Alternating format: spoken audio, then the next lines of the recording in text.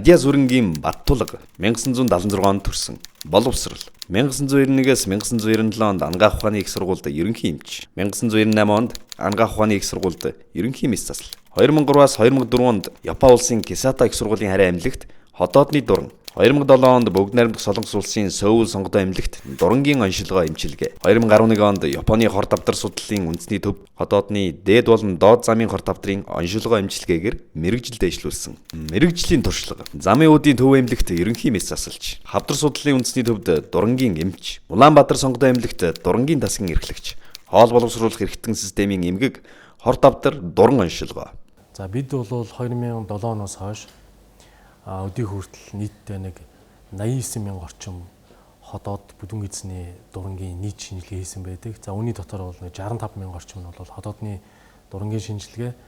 За 18 мянган орчим бүдүүн эзний дурангийн шинжилгээ хийгдсэн байдаг. За түүнээс гадна эмчилгээний 2500 орчим одоо том жижиг мис ажиллабар болон хаалгаануудыг хийсэн байт юм а. Бид энэ хавдрыг илрүүлэх, ялангуяа эрт илрүүлэх, онцлох, за мөн эмчлэх гэсэн одоо үйл ажиллагаан дээр бол гол үйл ажиллагаагаа бол төвлөж явуулдаг. Зөвхөн хотоодны хор тавдар гэхэд бараг 1000 гаруй тохиолдол онцлсан байдаг. За эрт үеийн хавдар бол нэг ойролцоогоор 200 гаруй тохиолдол бол онцлсан байдаг. Монгол улсын хувьд хотоодны хор тавдраар дэлхийд номерт 2-т ордог. Дэлхийд номерт 2-т орно гэдэг бол Монголын эмч нарын хувьд хотоодны хор тавдрын онцлогооны тохиолдол ихтэй гэсэн үг байхгүй. Бидний зүгээс эрт үеийн хавдрын онцлогоо эмчилгээний хувьд бол сарцсан туршлагатай. Улсын хэмжээнд 700 хор тавдар онцлогддог байхгүй. Тэрний 200 гэхээр чинь 3-1 нь зөвхөн манай сонгодоо юм дээр онцлогддог гэсэн үг шүү дээ. Тэр дундаасаа эрт үеийн хавдрын жилдээ бол нэг 50-60 кейс 60 тохиолдол онцлогддог гэсэн үг байхгүй. Цэсний сувгийн чулууч хөвчний эмчилгээ хаалганы асуудлыг бол бид нэр хийж эхэлсэн. За одоогийн байдлаар бид бол нэг 500 орчим одоо хаалгаа бол хийгээд байна. Монголд анх удаа энэ хоол уусах замын металл стентийг 50 хаалгаыг 2 жилийн өмнөөс хийгээд одоо өдөртмийн практикт хэрэглэх хэмжээний одоо туршлагатай бол ажиллаж байна. 2014 оноос эхлээд Улаанбаатар сонгодоо эмнэлэг дурангийн дасгал дээр бас нэлээд технологийн нэлээд томоохон шинжилэлт хийж байна. За ойролцоогоор бид бараг 600 орчим сая төгрөгийн хотоод бүдүүн эзний үндсэндээ хамгийн сүүлийн технологиг шингээсэн одоо дурангуудыг бол бид саяхан үйл ажиллагаанд нэвтрүүлж байна. Манай лавга, мөх жаргал, зоргоо, баталгаа эднэр бол үнэхээр тасарсан. Хаанхын ямар ч эмчнэр ирээд танай эмчнэрийг авъя л гэсэн юм ярина өгөхөөс одоо заагаад өгье гэж хэлдэггүй. Тийм туршлагатай чадвартай мэдлэгтэй.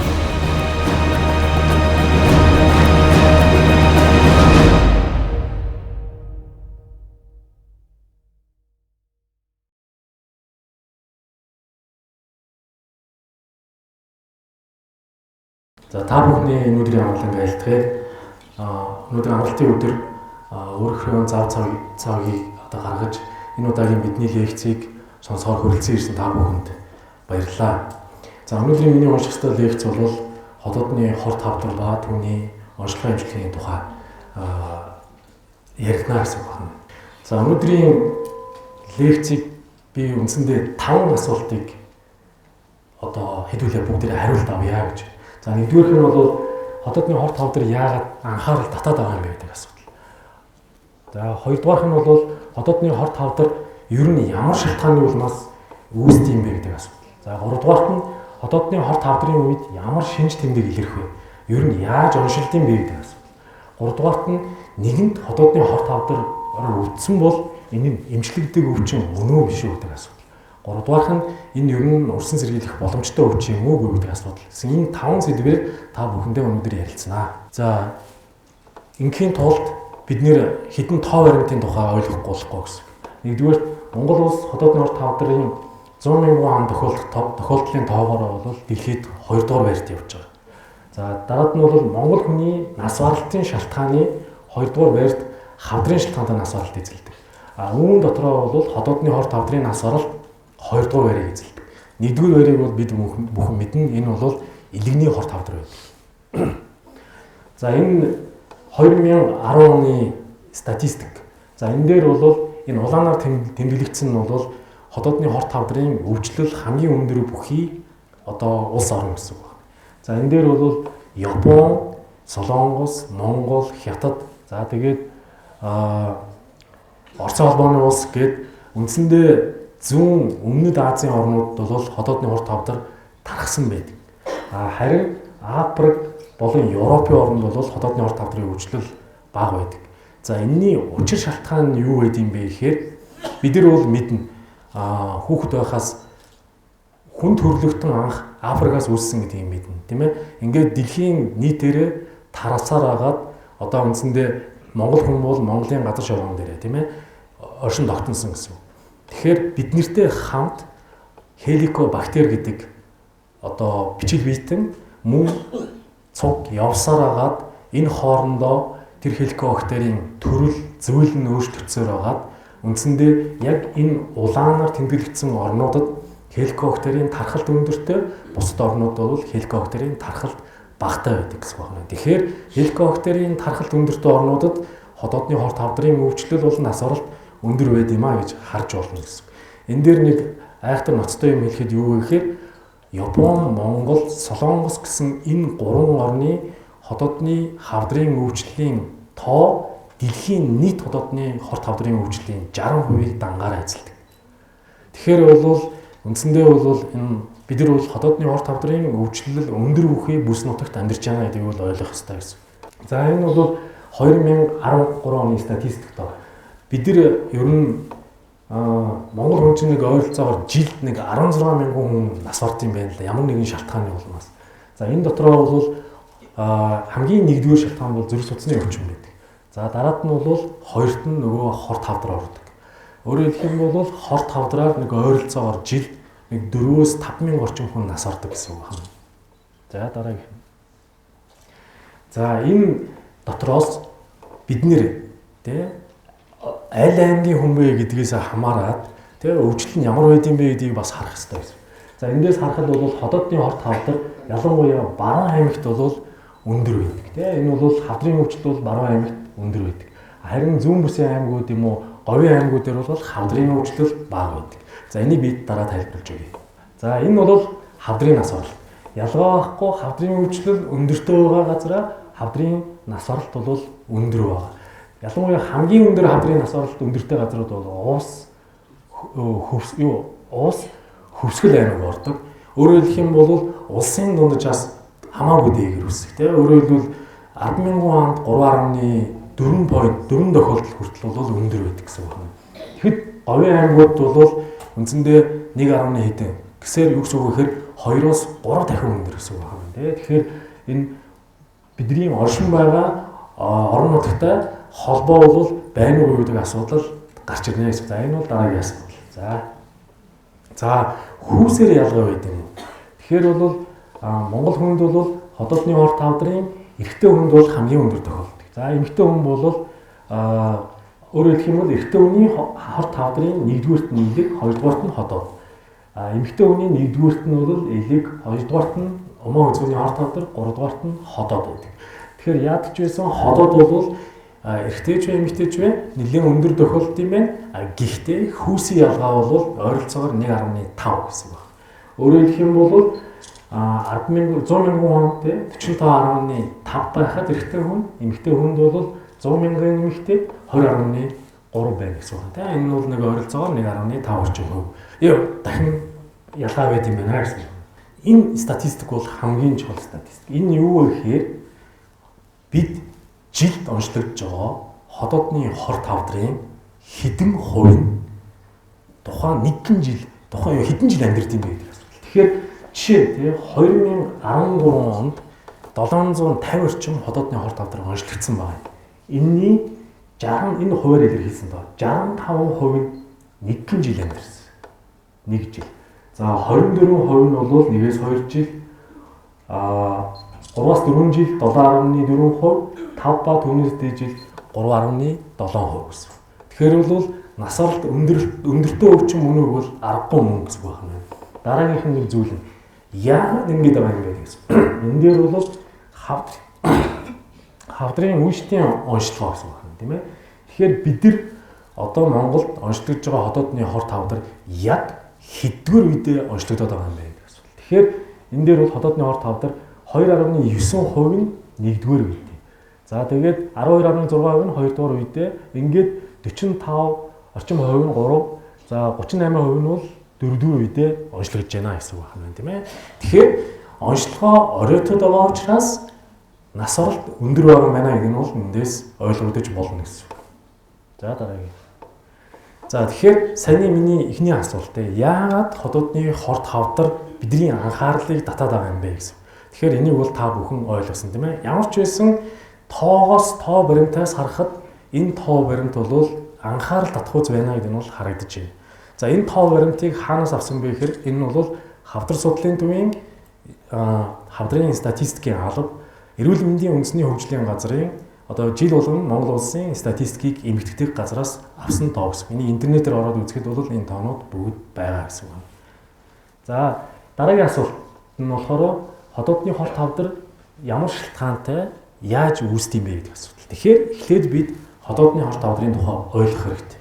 За энэ юу юм бэ гэхээр хотоодны хамгийн дотор талын салстаас өөрөөр хэлбэл хучуур эдээс ямар нэгэн гадны шалтгаанаар булчирхаан эс нь замбраагүй үржиж ойшроо зохицуулахгүй болоод ингээд цаашлаад хотоодны олон давхаргуудыг гэмтээгээд улмаар ойр орчны ид цаашлаад булчирхаа болон бусад эргэнтэнд үсэрхийлдэг амь насанд аюултай ийм өвчин байна гэж ойлгох хэрэгтэй. Тэгэхээр хотоодны өвчин бол зөвхөн хотоодонд байдаг өвчин биш, хүн дэрхээрээ бүхий л эргэтэн систем нөлөөлж улмаар амь насыг одоо эрсдүүлэх хүртэл нөлөөлдөг ийм айхтар өвчин байна гэж бид ойлгож болно гэсэн.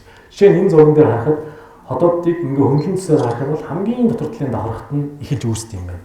Тэгээ хэмжээгээр томхороо булчин давхаргын гэмтээгээ ахаад томхороо хотоодныхон гадна талын давхаргын гэмтээгээ тэгээд орчин тойрныхоо хэрэгтэй бүдүүн гиз байх юм бол бүдүүн гизтэйгээ нойролцохоо авах юм бол нойролцохоотой дэлүү байх юм бол дэлүүтэй тийм ээ. Ингээ орчин тойрны эргэнтэйгээ наалддаг байх юм. За нэг дарж.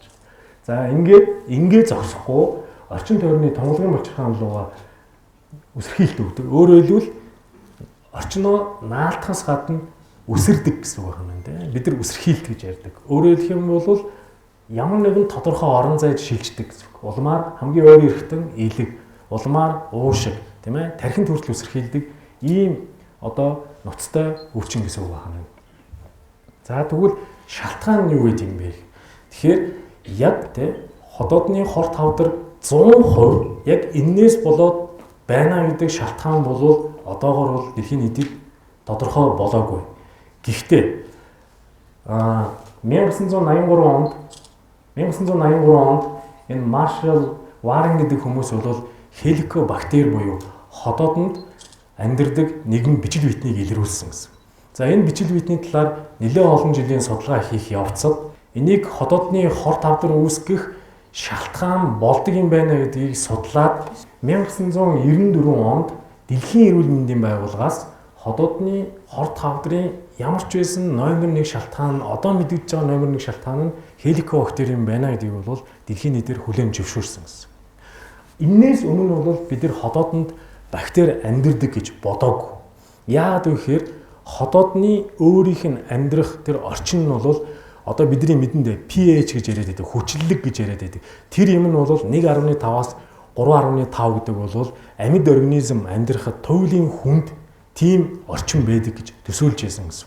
Бараг сайрах юм бол хотоод бол ерөнхийдөө бол одоо юу гэдэг юм ямар ч бичил биетэн амьдрах боломжгүй тийм газар юм байна гэж төсөөлдөг байсан. Тэгсэн чинь энд бол хеликобактер гээд ийм тэнд оршин тогтнож дасан зохицож амьдрах чадвартай ийм бактери бол илрүүлсэн гэсэн. За дараагийнх нь. За тэгвэл энэ хеликобактер нь Монголд ерөнхийдөө ямар хянзын тархалтай байд юм бэ гэдэг талаар манай эмчнэр бол маш их судалсан гэсэн. За энэ дээр бол насанд хүрсэн хүн амын 72% нь хеликобактерийн халдвартай гэсэн судалгааг 1996 онд анагаахын их сургуулийн багш нар Оюун цэцэг Баярмаа Мэндээр багш нар бол хийсэн.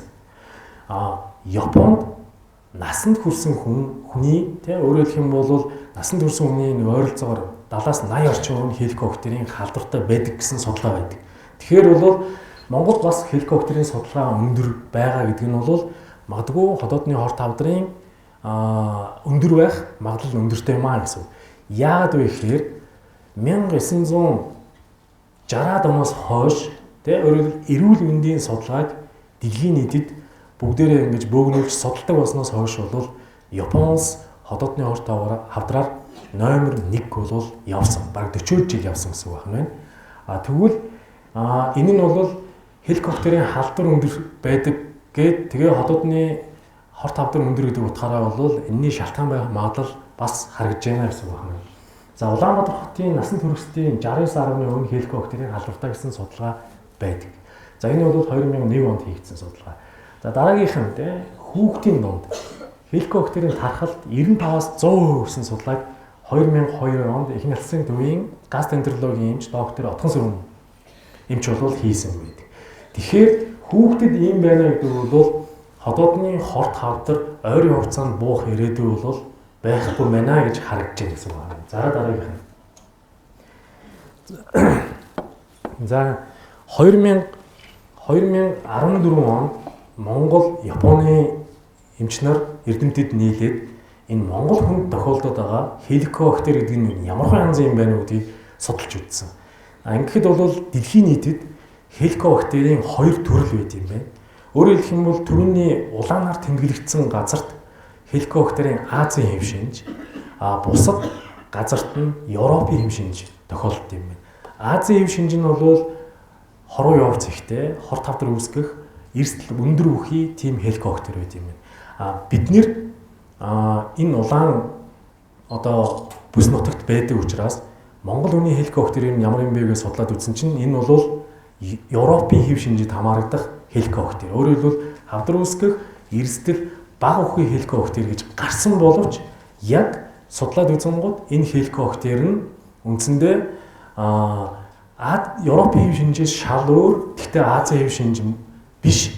Өөрөөр хэлбэл Монгол хүний бие даасан ийм хэлбэр байх магадлал үхий хеликоптерийн омог гарсан. Энэ утгаараа бол хеликоптерийн халдварын улмаас хотоодны хорт хавдар үүсэх эрсдэл бол өндөр байх магадлал аюул өндөр харагдаж байгаа. Яагаад вэ гэхээр түрүүн би хэлсэн тийм ээ. Бид хүн төрөлхтөн Африкаас үүссэн. Тэгвэл Монгол хүний энэ оршин буй газар нутаг гэдэг бол хүний үүслийн шилжилтийн төв байдаг шүү дээ. Тийм ээ. Ялангуяа Азийн бусад орн руу нэвтэрсэн төв байдаг. Тэр утгаараа бол Монгол хүний өвчлөлийн онцлогуд бол байдаг л да. Жишээ нь элгэний хорт хавдрын Б болон С вирусын яг нөгөө генийхэндээ үндсэн шалтгаан нь бол дэлхийд хамгийн хүчтэй, хамгийн их хавдар үүсгдэг төрлүүд байдаг гэдэг нь бол нотлогдсон. Тэгэхээр одоо биднэрт хийх ажил их байгаа гэсэн. Өөрөөр хэлбэл Монгол хүнд тохиолдож байгаа хеликоптер магадгүй Японы юм уу Солонгос тохиолдож байгаа хеликоптерийн халдвараас илүү их хоруу явцтай байх магадлал бол бий. Тэр нь бидний судлаагүй ажил. Бидний биш бүр дэлхийн нийтийн судлаагүй ажил байна гэсэн байна. Энэ судалгааны ажил бол цаашаа өргөжөөд явна гэсэн. За бусад шалтгаан. За энэ дээр бол давсны хэрэглээ. За давсны хэрэглээ өндөртэй бус нутагт хотоодны хорт хавдар өндөр тохиолддог. За тэгэхээр та нар бүхэн энэ дээр маш сайн анхаарах хэрэгтэй. Би энийг давсны хэрэглээ гэдгийг бусад шалтгаанд оруулсан боловч нэг үгүй хэлэхэд давсны хэрэглээ хеликобактер хоёулаа нийлэнгууд хорт хавдар үүсдэг юм байна гэдгийг бол орчин үеийн эмчнэр бол тогтоосон. Та бүхэн түрүүнд газрын зургийг харсан. Манай Баруун аймагт давсны хэрэглээ ямар байдгүй, Говийн аймагт давсны хэрэглээ ямар байдгүй. Сая хеликоптерийн тархалтын тухай харсан. Ерөнхийдөө бол Монгол хүнд бол хеликоптерийн тархалт бол жигд өндөр юм байна гэдэг нь бол харагдсан. Харин өвчлөл нь яагаад өөр вэ гэхээр давсны хэрэглээтэй холбоотой байх магадлал өндөр юм а гэж ойлгох хэрэгтэй гэсэн. За энэ талаар 2010 оны үед Хоккайдо гэж Японы Хоккайдогийн их сургуулийн эрдэмтэд судалгаа хийж үзсэн.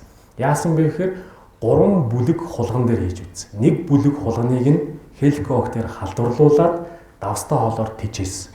Нэг бүлэг хулганыг нь хеликоптер халдварлуулад давсгүй хоолоор тижээсэн. Нэг бүлэг хулганы нь хеликобактергүй хулган дээр маш хэмжээний давстай хоол өрсөн. Тэгсэн чинь хеликоптерийн халдвартай давс их өндөр өвчээсэн хулган дээр ходоодны хор тавдар үүссэн. Нөгөө хоёр хэсэг дээр хор тавдар үүсэв. Өөрөөр хэлбэл хеликоптер дангаараа байхад хор тавдар үүсгэдэг юм байна. Давс дангаараа байхад хор тавдар үүсгэдэг юм байна гэдгийг бол нотолж 2010 онд олон улсын сэтгүүл эмчнэр бол хэвлүүлсэн байдаг. Тэгэхээр энэ давсны хэрэглээ бол яалтчгүй хор тавдар үүсгэх онцгой хүчин зүйл юм байна гэдэг нь бол харагддаг. Жишээ нь Японы Хоккайдогоос ахуулаад урагшаа тийм ээ одоо Окинава хүртэлх газар нутгийн хор тавдрыг судлаад давсны хэрэглээг нь судлаад үзэхэд ялангуяа хүүтэн газраа буюу хойшоогоо бол давсны хэрэглээ өндөртэй, урагшаа бол давсны хэрэглээ багатай байсан. Яг үүнийгээ дагаад ходоодны хор тавдрын өвчлөл хойдлын хэсэгтээ өндөр, уртлын хэсэгтээ бага. Окинавад бол бүр бага байсан. Тэгэхээр бол хеликоптерийн тархалт давсны хэрэглээ хоёр бол онцгой хүчин зүйлийн нөлөөтэй юм а гэдгийг бол бид маш сайн ойлгох ёстой.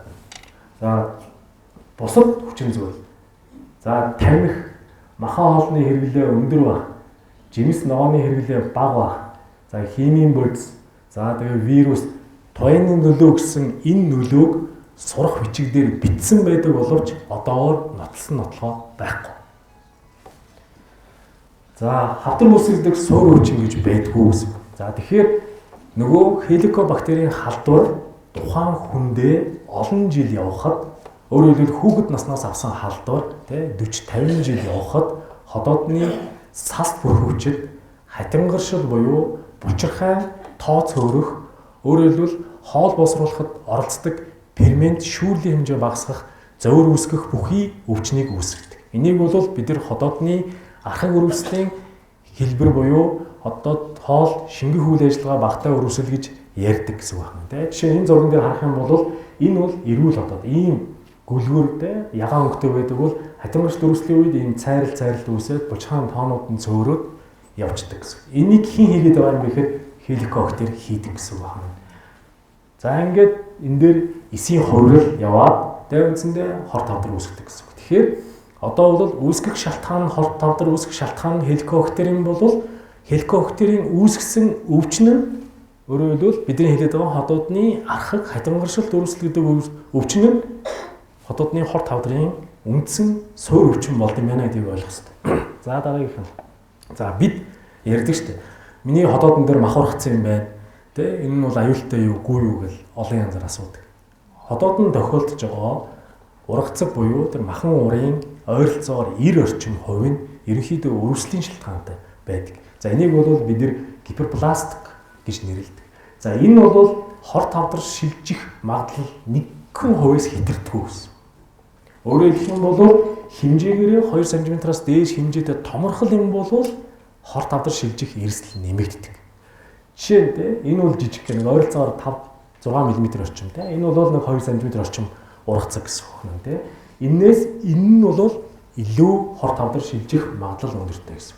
Тэгэхээр энэ бол хэмжээгээр томорхол юм бол аюултай гэсэн үг байна. За дараагийнх нь бол аденома гэж ярьдаг. Мэргэжлийн хэлээр. Энэ бол бочирхаан хорвоо хавдар. Ерөнхийдөө яг ургацагтай адилхан боловч эсийн шинжилгээгээр бүтцээр өөр байдаг. За энэ бол хор тавдар үүсэх эрсдэл 20%-тэй байдаг. Энэ бол нэлээд өндөр гэсэн. Эндээс бол харин хор тавдар үүсэх эрсдэл бол өндөр учраас энийг бол хор тавдрын урдл өвчин гэж үзээд заавал эмчлэх асуудал, өөрөөр хэлбэл дурангаар авах асуудал яригддаг гэсэн үг байна. За дараагийнх нь бид ходоодны шархан тухай ярьдаг. Ходоодны шарах, хорт хавдар гэдэг бол хоёр өөр тусдаа өвчин гэсэн үг байна. Хэдийгээр ходоодны шарахтай хүмүүст судалгаагаар ойролцоогоор 90% нь хеликобактер илэрч байгаа боловч яг тэр шарах бол хэрвээ шарах мөн болвол энэ бол хавдаруулах эрсдэл маш бага. Ер нь 1%-с хэтрэхгүй гэсэн үг байна. Харин тухайн өөрчлөлтийг шарах уу хорт хавдар мөн үү гэдгийг ялах асуудал чухал гэсэн үг байна тийм ээ. Өөрөөр хэлэх юм бол ходоодны шарах гэдэг бол ходоодны хүчлэгсэх процессын улмаас ходоодны салст өөрийгөө идэж үүсэж байгаа зүйл гэсэн үг. Харин хор тавдар нь бол эсрэгээрээ ходоодны шүүрэл хүчлийн хэмжээ буурсаад улмаар ходоодны салстад эсийн янз бүрийн гаж хувирал явагцаар үүсдэг өвчин гэсэн үг байна. Ходоодны шарах бол харьцангуй залуу хүмүүс тохиолдог. Тэ нас агсан хүмүүст бол тохиолдох боловч тэр шарх нь бидний нөгөө яриад байгаа шархлаа өвчин мөн үү биш үү гэдгийг л ялах асуудал гарна гэсэн байна. Тэгэхээр хотоодд бол маш олон шарх байж болно. Бидний нөгөө нэг нийтлэг ярьдаг бол шархлаа өвчин. Энэ бол хотоодны хүчил ихсэлтэй холбоотой үүсдэг өвчин. Хоолны дэглэм алдсантай холбоотой, сэтгэл санаа стресстэй холбоотой үүсдэг өвчин гэсэн үг байна. Тэ энэ бол эм уухад идэгдэг өвчин гэсэн үг байна. Тэгвэл энэ нь бол хорт тавдар үүсгэх эрсдэл нь бол бага. Хамгийн чухал асуудал нь эмч энийг хорт тавдар руу шархлаа юу гэдгийг ялах асуудал хамгийн чухал гэсэн. Бид нар хуучин Оросын школтой байсныг санаж байгаа. Хуучин бол хотоодны шарх хорт тавдар үүсгдэг гэж биднэрт заадаг байсан. Өөрөөр хэлбэл 25 жилийн өмнө гэсэн үг байна. Тэгвэл одоо орчин үеийн анагаах ухаанд шархнаас хорт тавдар үүсэх биш, хорт тавдар бол өөрөө бие даасан тусгай үүсдэг юм байна гэдгийг тогтоосон гэсэн.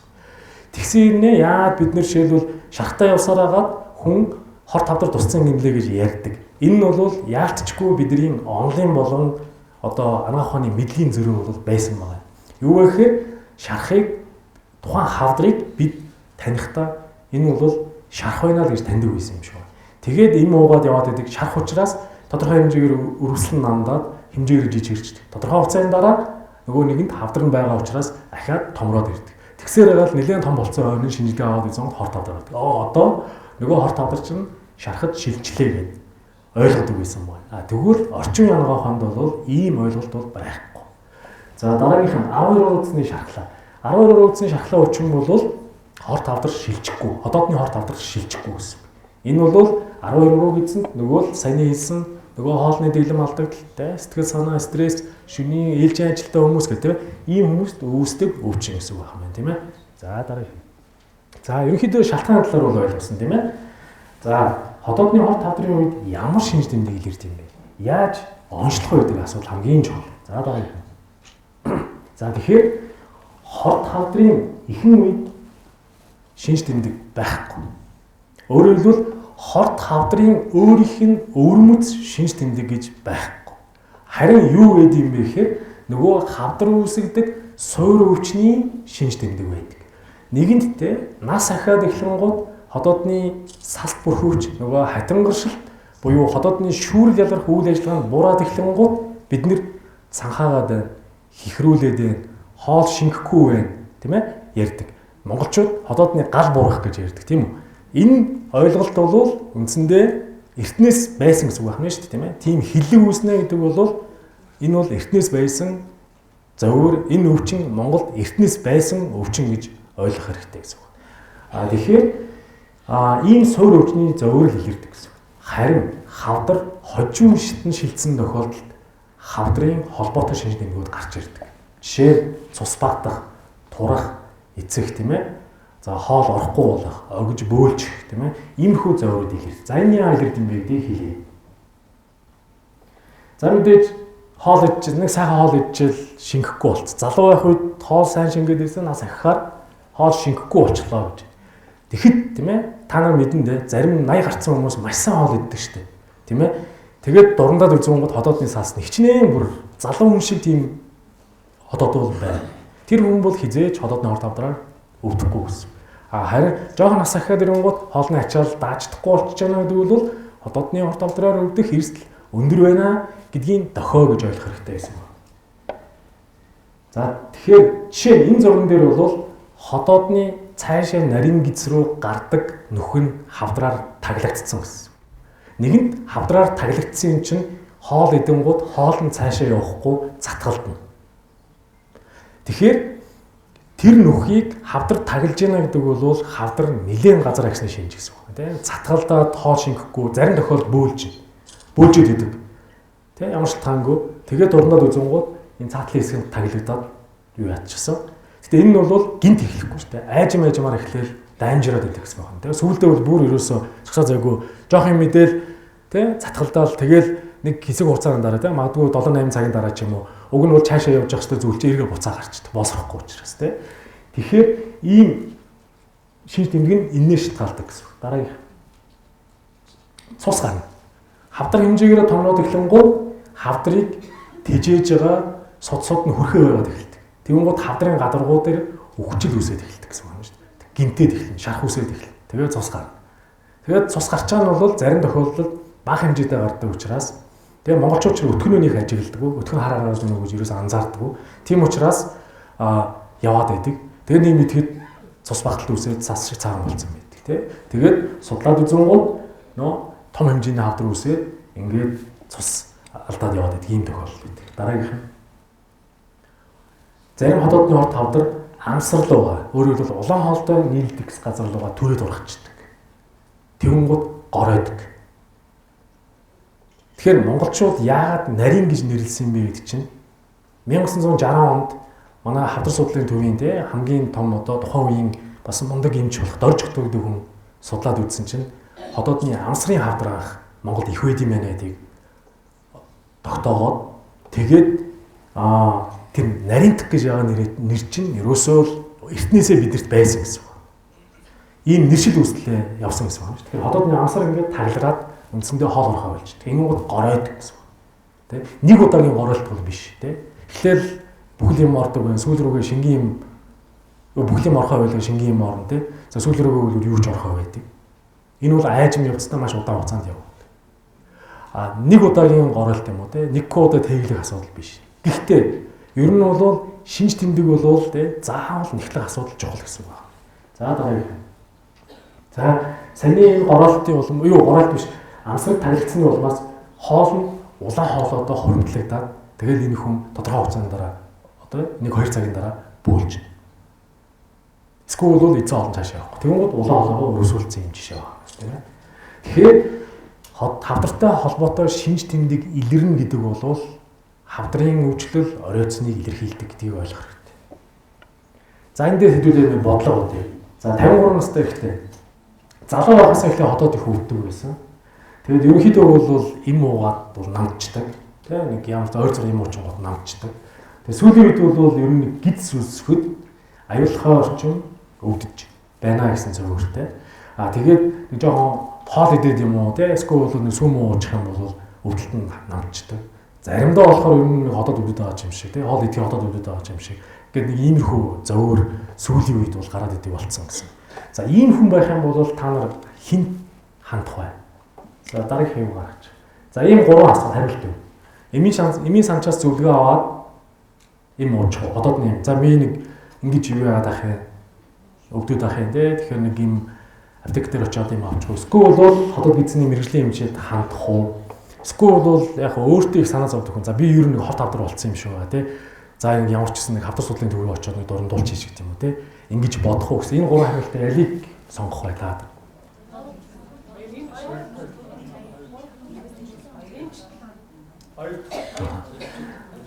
Ерөнхийдөө бодит амьдрал дээр хамгийн их юм бол нэгийг хөвчлэн сонгод юм байна л да. Тэгээ орчин үед бол маш сайн юмуд гарсан. Ер нь эмийн чанар сайжирч байгааг бид нар бол мэдж байгаа шүү дээ амьдралаараа тийм ээ. Жишээ нь те анх Монгол улсад дэлхийн нийтэд те өөрөөр пенцилин гэдэг ганцхан антибиотикоос өөр юм байдгүй байсан үе байсан тийм үү. Тэгвэл одоо маш олон төрлийн антибиотик гарсантай адилхан хотоод гидсний маш олон төрлийн юмуд гарч байна. Тэгэхээр тэ нэг одоо имиж чанар сайжирч байгаа учраас нэг юм аваад уучих юм магадгүй энэ хүний зөөр төрхөө хугацаанд намдчихна гэсэн үг тэ. Ингүүл энэ хүн яах вэ гэдэг асуулт дараа яригдана. Тэгэхээр хамгийн зөв хариулт бол хотоод гидсний мэрэгжлийн эмчид хандах гэдэг асуудал бол чухал гэсэн үг байна. Тийм ээ. За дараагийн. За тэгээд энэ хүн хотоод гидсний мэрэгжлийн эмчид хандсан. Эмч бол мэдээж хотоод орнохыг зөвлөсөн гэсэн үг байна тийм. Зөвлөд үзсэн чинь энэ нөгөө нүүх байхгүй цаашаа нарийн гардаг нарийн хэцрээ залгадаг. Энэ дээр нэг юм жижигхэн юм одоо нэг амны хөндөд дээр ам гэмтэх гээд нэг шарх үүсчдэг шүү дээ. Яг тэрнтэй адилхан юм жижигхэн хэмжээний шарх үүсчихсэн. Тэгээд ингээд харахаар сайн хараад унгаас харахад яг энүүхийн хэсэг газарт нь бол хавдрын шинж тэмдэг харагдаж байна. Тэгээд энэ дээр шинжилгээ аваад үзсэн чинь хорт хавдар гарсан. Энэ нь бол шарх гэсэн. Тэгэхээр энэ хүнд илэрсэн зовөр нь бол шархны зовөр илэрсэн. Өөрөөр хэлэх юм бол шархны зовөр бол яалтчгүй тий мэдэн тийм ээ яалтчгүй өвдөд идэв юм идэхээр гайгүй болчдөг. Хотоодны хүчил тий тодорхой хэмжээгээр ихсэн гууд юу яаждаг. Тэгэхээр энд яасан бэ гэхээр энд анхнаасаа хорт хавдар үүссэн гэсэн байна. Тэгээ хорт хавдар үүссэн хорт хавдрын суурин дээр хотоодны хүчил тий хавдрын хэсгийг түлээд шарх үүсгэсэн гэсэн. Үүснээсээ тэгэнгүүт энэ хүнд бол зовөр илэрсэн гэсэн. Хавдрын бол ерөөсөө зовөр илэрээгүй гэсэн. Хэрвээ энэ хүн аптект очиод юм уудсан байсан бол нөгөө шарх нь ингээ идэх чинь. Сорвж аваад идэх чинь. Харамсалтай нь энэ улаагаад ингээ тойрог байгаа хэсэг нь бол хавдар. Тэгэхээр яг ийм шархыг хорт хавдар мөн үү шивдийг ялах асуудал бол хэцүү. Энэ бол яалчгүй эн чинь ур чадвар ч гэдэг юм уу одоо юу гэдэг нь туршлага гэдэг юм асуудал шалтгаалдаг гэсэн. Гэхдээ ер нь бол стандартаар бол тийм ээ хэрвээ тухайн шарх хавдар шинжтэй байх юм бол шинжилгээ авах, биопси авах асуудал чухал гэсэн байна. За дараа. За тэгэхээр ерөнхийдөө сайн ойлгосон байна. Шинж тэмдэг илэрсэн хүн бол хаашаа хандах юм бэ гэдэг асуудлыг ярьсан. Тэгвэл өртөн сэргийлэх хүслээ. Шинж тэмдэггүй. Тийм хүмүүс бол Монгол улсад бол одоогоор бол урьдчилан сэргийлэх нэгдсэн тогтолцоо бол алга. Гэхдээ улс нэгдсэн тогтолцоо бол байхгүй. Харин албан байгууллага хувь хүмүүс бол улсаас төрүүлээд хийгээд эхэлсэн. За энэ юу гэдэг юм бэ гэхээр ялангуяа байгууллагын вакцины шинжилгээгээд их ордог болсон шүү дээ. Одоо чинь хүмүүсийн эрүүл мэндийн үзлэг гэх тийм ээ. За энэ үзлэгээр бол яалтчгүй ороод за энд бол хотоодны дуран хийгдэг учраас тий хавдар илрэх магадлал бол байдаг гэсэн байна. За зарим саний тохиолдолд тэр хүн зөвөрний илэрсэн учраас эмнэлэг тандаа, мэрэгжлийн эмч тандаа за энэ нь бол дургийн шинжилгээ зөвлөд хорт хавдар оншилсан гэсэн байна тийм ээ. Жижиг махны оншилж цай бол тий хайрцангуй. За тэгэхээр энэ бол чухал ийм зам юм байна гэж харах ёстой байсан. За дараагийн. За тэгэхээр дурангаар ер нь хорт хавдар гэж ямар янз юм харагддаг юм бэ гэж тий. Энэ бол үндсэндээ дөрвөн төрөл харагддаг юм байна. Нэгдүгээр нь ингээд дэше овоогод явцсан. Хоёрдугаар нь болохоор ингээд доош ингээд хонхоод ийм том шах шиг хэл. Энэ хахад шах шиг л харагдана. Ийм хонхойсон. Эсвэл бол нэлээд царай муутай тий орчиндөө нэвчстэй ингээд шарх үүсчихсэн. Ер нь нэг хомролцсон ийм зүйл харагддаг. Дараагийнх нь бол бүр мэдэгдэхгүй тий. Өөрөөр салтан доогор энэ нэг хэсэг газар ингээд овоогоод ингээд одоо арай зузаагдсан тий. Энэний харьцуулах юм бол энэ ингээ овоогоо явцсан тий. За энэ хавдар бол их өрмөц хавдар. Ер нь жилд нэг 2-3 тохиолдол онцлогддог. Маш хурдан явцтай. Ер нь нэг жилийн дотор бол ерөөсө хавдар нь гялцдаг тийм хавдар. Энийг бол скирус хавдар гэж нэрлэдэг. Энэ бол мэрэгжлийн төвшингийн одоо ойлголт гэсэн үг байна. Онцлоход бас төвөгтэй тийм бас хавдрын хэлбэр бол байна. Гэхдээ энэ бол ямар ч гэсэн нэг жилд нэг 2-3 тохиолдол бол ялчгүй онцлогддог. Өөрөөр хэлбэл 750 орчим хавдраас бол нэг 2-3 тохиолдол бол ийм онцлогддог гэсэн үг байна. За дараагийн. За тэгээд нөгөө хавдар чинь ингээд ийм том шарх үүсгээд ингээд явцсан энэ авчаар бүр ингээд илэрүүгээр ингээд үсэрхийлдэг. Өөрөөр хэлбэл энэ бол дөрөвдүгээр хорт хавдар гэсэн үг байна. Харин энэ бол эртний хорт хавдар өөрөөр хэлбэл ингээд сайхан зарах юм бол барыг мэдчихэхгүй. Яг л хотоодны сайхан хаа. Тэгвэл энэ дээр ингээд жоох юм одоо өнгөр тогтцсон тийм. Өнгөрийг ингээд уваагаад үзэнгүүт баг зэрэг хонхооцсон.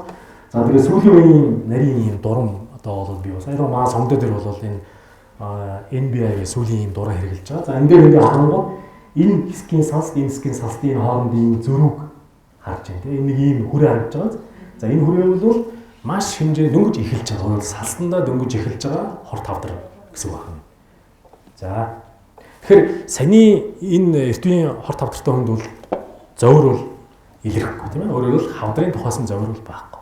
Энэ хүний суур өвчин эргээ буцаачтай сайн зургийг.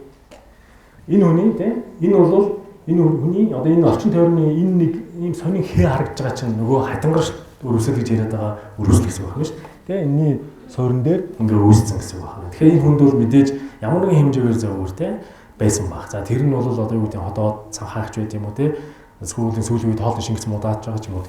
Иймэрхүү зовөр бол байна гэсэн байна. За тэгэхээр онцлогоо бол ойлгосон тийм ээ. Ер нь дурангаас өөр хувилбар бол одоогор бол байхгүй гэсэн байна. Саяхан би энэ илтгэлийг хийх гээд байж байхдаа Японы эмчнэрийн одоо илтгэлийг бас үзээ сууж ил. Тэн дээр бас их сони юм яригдсан л да. Яасан бэ гэхээр Японы хавдар илрүүлэх номер 1 шинжилгээ нь бол шохоо ууж хотод арга шинжилгээ байдаг. Бид нар мэднэ тийм ээ шохоо ууж хотод арга шинжилгээ. Яагаад гэвэл энэ нь бол харьцангуй зовир багтай байдаг учраас үндсэндээ олон хүмүүсийг хамруулан хийх болцоотой гэсэн үг. Жишээ нь та бүхэн санаж байгаа ялангуяа ахын настай хүмүүс те дээр үед сүрийн диспансерын үзлэг гэх нэг машинтай яваал нэг юм жижигхэн плюр зураг гэж аваад тийм ээ тэр чинь бол олон хүний хамруулан үзэх үзлэгийн одоо хувилбарыг л хүмүүс хайгаад байна гэсэн үг байна шүү дээ. олон хүмүүсийг яаж хамруулах вэ? Эндээс яаж сэжиглээд дараагийн нарийн шинжилгээнд оруулах вэ гэдгийг л эрдэмтэд судалдаг гэсэн үг. Тэгээд энэ шохоо үе шинжилгээ харгыг бол японочууд өөрсдөө их гайхамшигтай хийдэг гэсэн үг. Маш гайхамшигтай хийдэг. Өөрөөр хэлбэл саяных шиг ийм жижигхэн хамтрыг шохоо үе харахтаа оншилж чаддаг гэсэн. За энэ дээр бол зарим нэгэн эмийн асуудлыг нь шийдсэн байдаг гэсэн үг. Тэгээд одоо хавдар илрүүлэх номерны шинжилгээний аргыг бол шохоо үе шинжилэх аргаар хийгээд тэн дээр сэжиглэх юм бол хотоодны дурангаа зөвлөөд явдаг ийм систем байсан. Сүүлийн үед дурангийн шинжилгээний одоо эрсдэл багасж байна, аппаратурууд хөөрөмж сайжирч байна, тийм ээ? Илүү зөөлхөн болж байна. Дээрээс нэмээд онцлогооных нь чадамж нь сайжрах гот 2-3 мм-ийн хорт хавдрууд их онцлогддог болсон. Тэгүн гот нөгөө байрын ууж харах шинжилгээгээр онцлох боломж нь хормогдоод эхэлсэн гэсэн үг байна. Тэгүн гот нөхдүүд ерөнхийдөө хавдар илрүүлэх шинжилгээний номер шинжилгээг дурангийн шинжилгээ гэж авч үзье гэдэг асуудлаар бол шийдэж байгаа гэсэн. Гэхдээ яасан бэ? Тэн дээр хамгийн одоо сонирхолтой юм юу гэхээр яг шохоо ууж шинжилгээ хийдэг 5,000 эмч байд юм байна л Японд. Тэгэхээр тэр хүмүүсийг ажилгүй болгоно гэсэн үг байна, тийм ээ. Тэгэхээр одоо айжмаар шилжүүлэх асуудал ярья гэдээ ярьжсэн бичлэгийг би уншаад сууж ийсэн. Энэ нь бол надад юу бодогдсон бэ гэхээр шинжлэх ухааны дэвшлийн хөгжил гэдэг бол бас их онцгой байд юм байна гэдгийг бол эндээс харсан. За дараагийн. За хорт хавдрын нэгэнт өвчвөл ер нь энэ нэмжлэгдэх өвчнөө үү гэдэг асуулт. Тэгэхээр бид ахаад ярихаас байна, тийм ээ. Хавдар яг хотоодныхон салт давгаасаа эхлээд тэгээ ингээд доошоо ингээд нэвчиж хэмжээгээрээ томроод ургадаг гэсэн байна. Тэгэхээр энэний аль шатанд онцлогдож байна гэдэг бол хамгийн чухал гэсэн үг тийм. За дараагийн. За энэ Японы эмчнэрийн хийсэн судалгаа. Би яагаад Япон гэж яриад байна вэ гэхээр тийм ээ. 40 жил хотоодны хорт хавдар маш өндөр явсан орон тийм маш их юм хийсэн гэсэн үг. Одоо Японы хорт хавдрын нас барал 3-т орсон явж байгаа. Монголын доор явж байгаа гэсэн үг байна. Ерөнхийдөө ахаад нэг 20 жилийн дараа их бол ер нь Японд бол хотоодны хорт хавдар бол нэлээд багаснаа гэсэн чих хандлагатай байж байгаа. За энийг яагаад гэдэг нь би дараа хэлж өгье. За тэгэхээр тэр нөхдүүд судлаа хийгээд үзсэн чинь хавдрын хэмжээ жижигхэн байх тусмаа энэ булчирхай гэдэг юм руугаа өсөрхийлсэн байх нь бол магадлал нь бага байд юм байна гэдгийг тогтоосон гэсэн байна. Тэгэхээр булчирхай өсөрхийлэл их байна гэдэг бол хавдар тархсан байна гэдгийг илэрхийлж байна гэсэн. Тэгэхээр хэдий жижиг, хэдий бага онцлогдонд тэр хэмжээгээрээ эмчлэгдэх магадлал өндөр байна гэдгийг бол ойлгох хэрэгтэй гэсэн. За дараагийн. За тэгэхээр хотоодны хорт хавдрын эмчилгээний үндсэн зарчим. Ерөөсөө ийм дөрвөн эмчилгээний арга байдаг. За энэ нь бол үе шатаас хамаардаг, тийм ээ. Энэ бол за дурангийн мэс засал, нээлттэй мэс засал, химийн эмчилгээ, хөнгөвчлөх эмчилгээ. Тэгэхээр хавдрын тархалт байхгүй састын төвшөндөө байх юм бол дурангийн мэслийн аргыг сонгодог гэсэн. Дурангийн мэс засал хавдрын тархалт нь цаашаа нөгөө орчны булчирхай руу явчих юм бол нээлттэй мэс заслын асуудлыг сонгодог гэсэн үг байна. Гэтэл илгэндээ давхар өсөрхийлсэн байх юм бол химийн эмчилгээг хавсарж хэрэгэлдэг гэсэн байна. Гэтэл зарим тохиолдолд нээлттэй мэс заслыгээд хотоодыг авах боломжгүй, тийм ээ. Өөрөөр хэлэх юм бол мөн илгэндээ орчиндөө өсөрхийлсэн байх юм бол мэс заслын эмчилгээ бүр хийхгүй зөвхөн химийн эмчилгээ хийдэг гэсэн байна.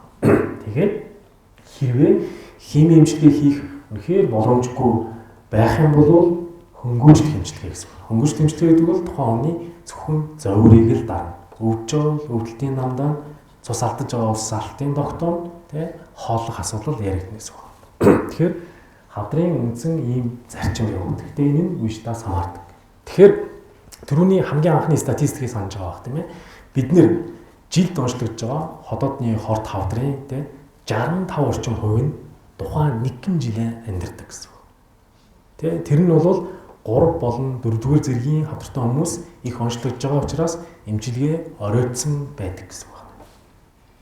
За тэгвэл тэгэхээр бид хавдрыг эрт онцлох асуудал чухал юм байна гэж ойлгох хэрэгтэй. Тэгэхээр хавдрын эртний хавдар гэдэг бол саяны хэлсэн хотоодныхоо дотор талын салстанда байгаа. Цаашаа ахаагүй л бид эртний хавдар гэж нэрлэдэг байгаа. За яг хөө эртний хорт хавдарт 2 төрлийн мэс засал хийгддэг. Одоо бол Японд бол нийт хавдрын ойролцоогоор 70 орчим хувь нь бол 60 орчим хувь нь дурангийн мэс засал хийгдэж байгаа. Үлдсэн цөөхөн хувь нь бол нээлттэй мэс засал хийж байгаа. Монголд бол нийт эрт үеийн хавдрын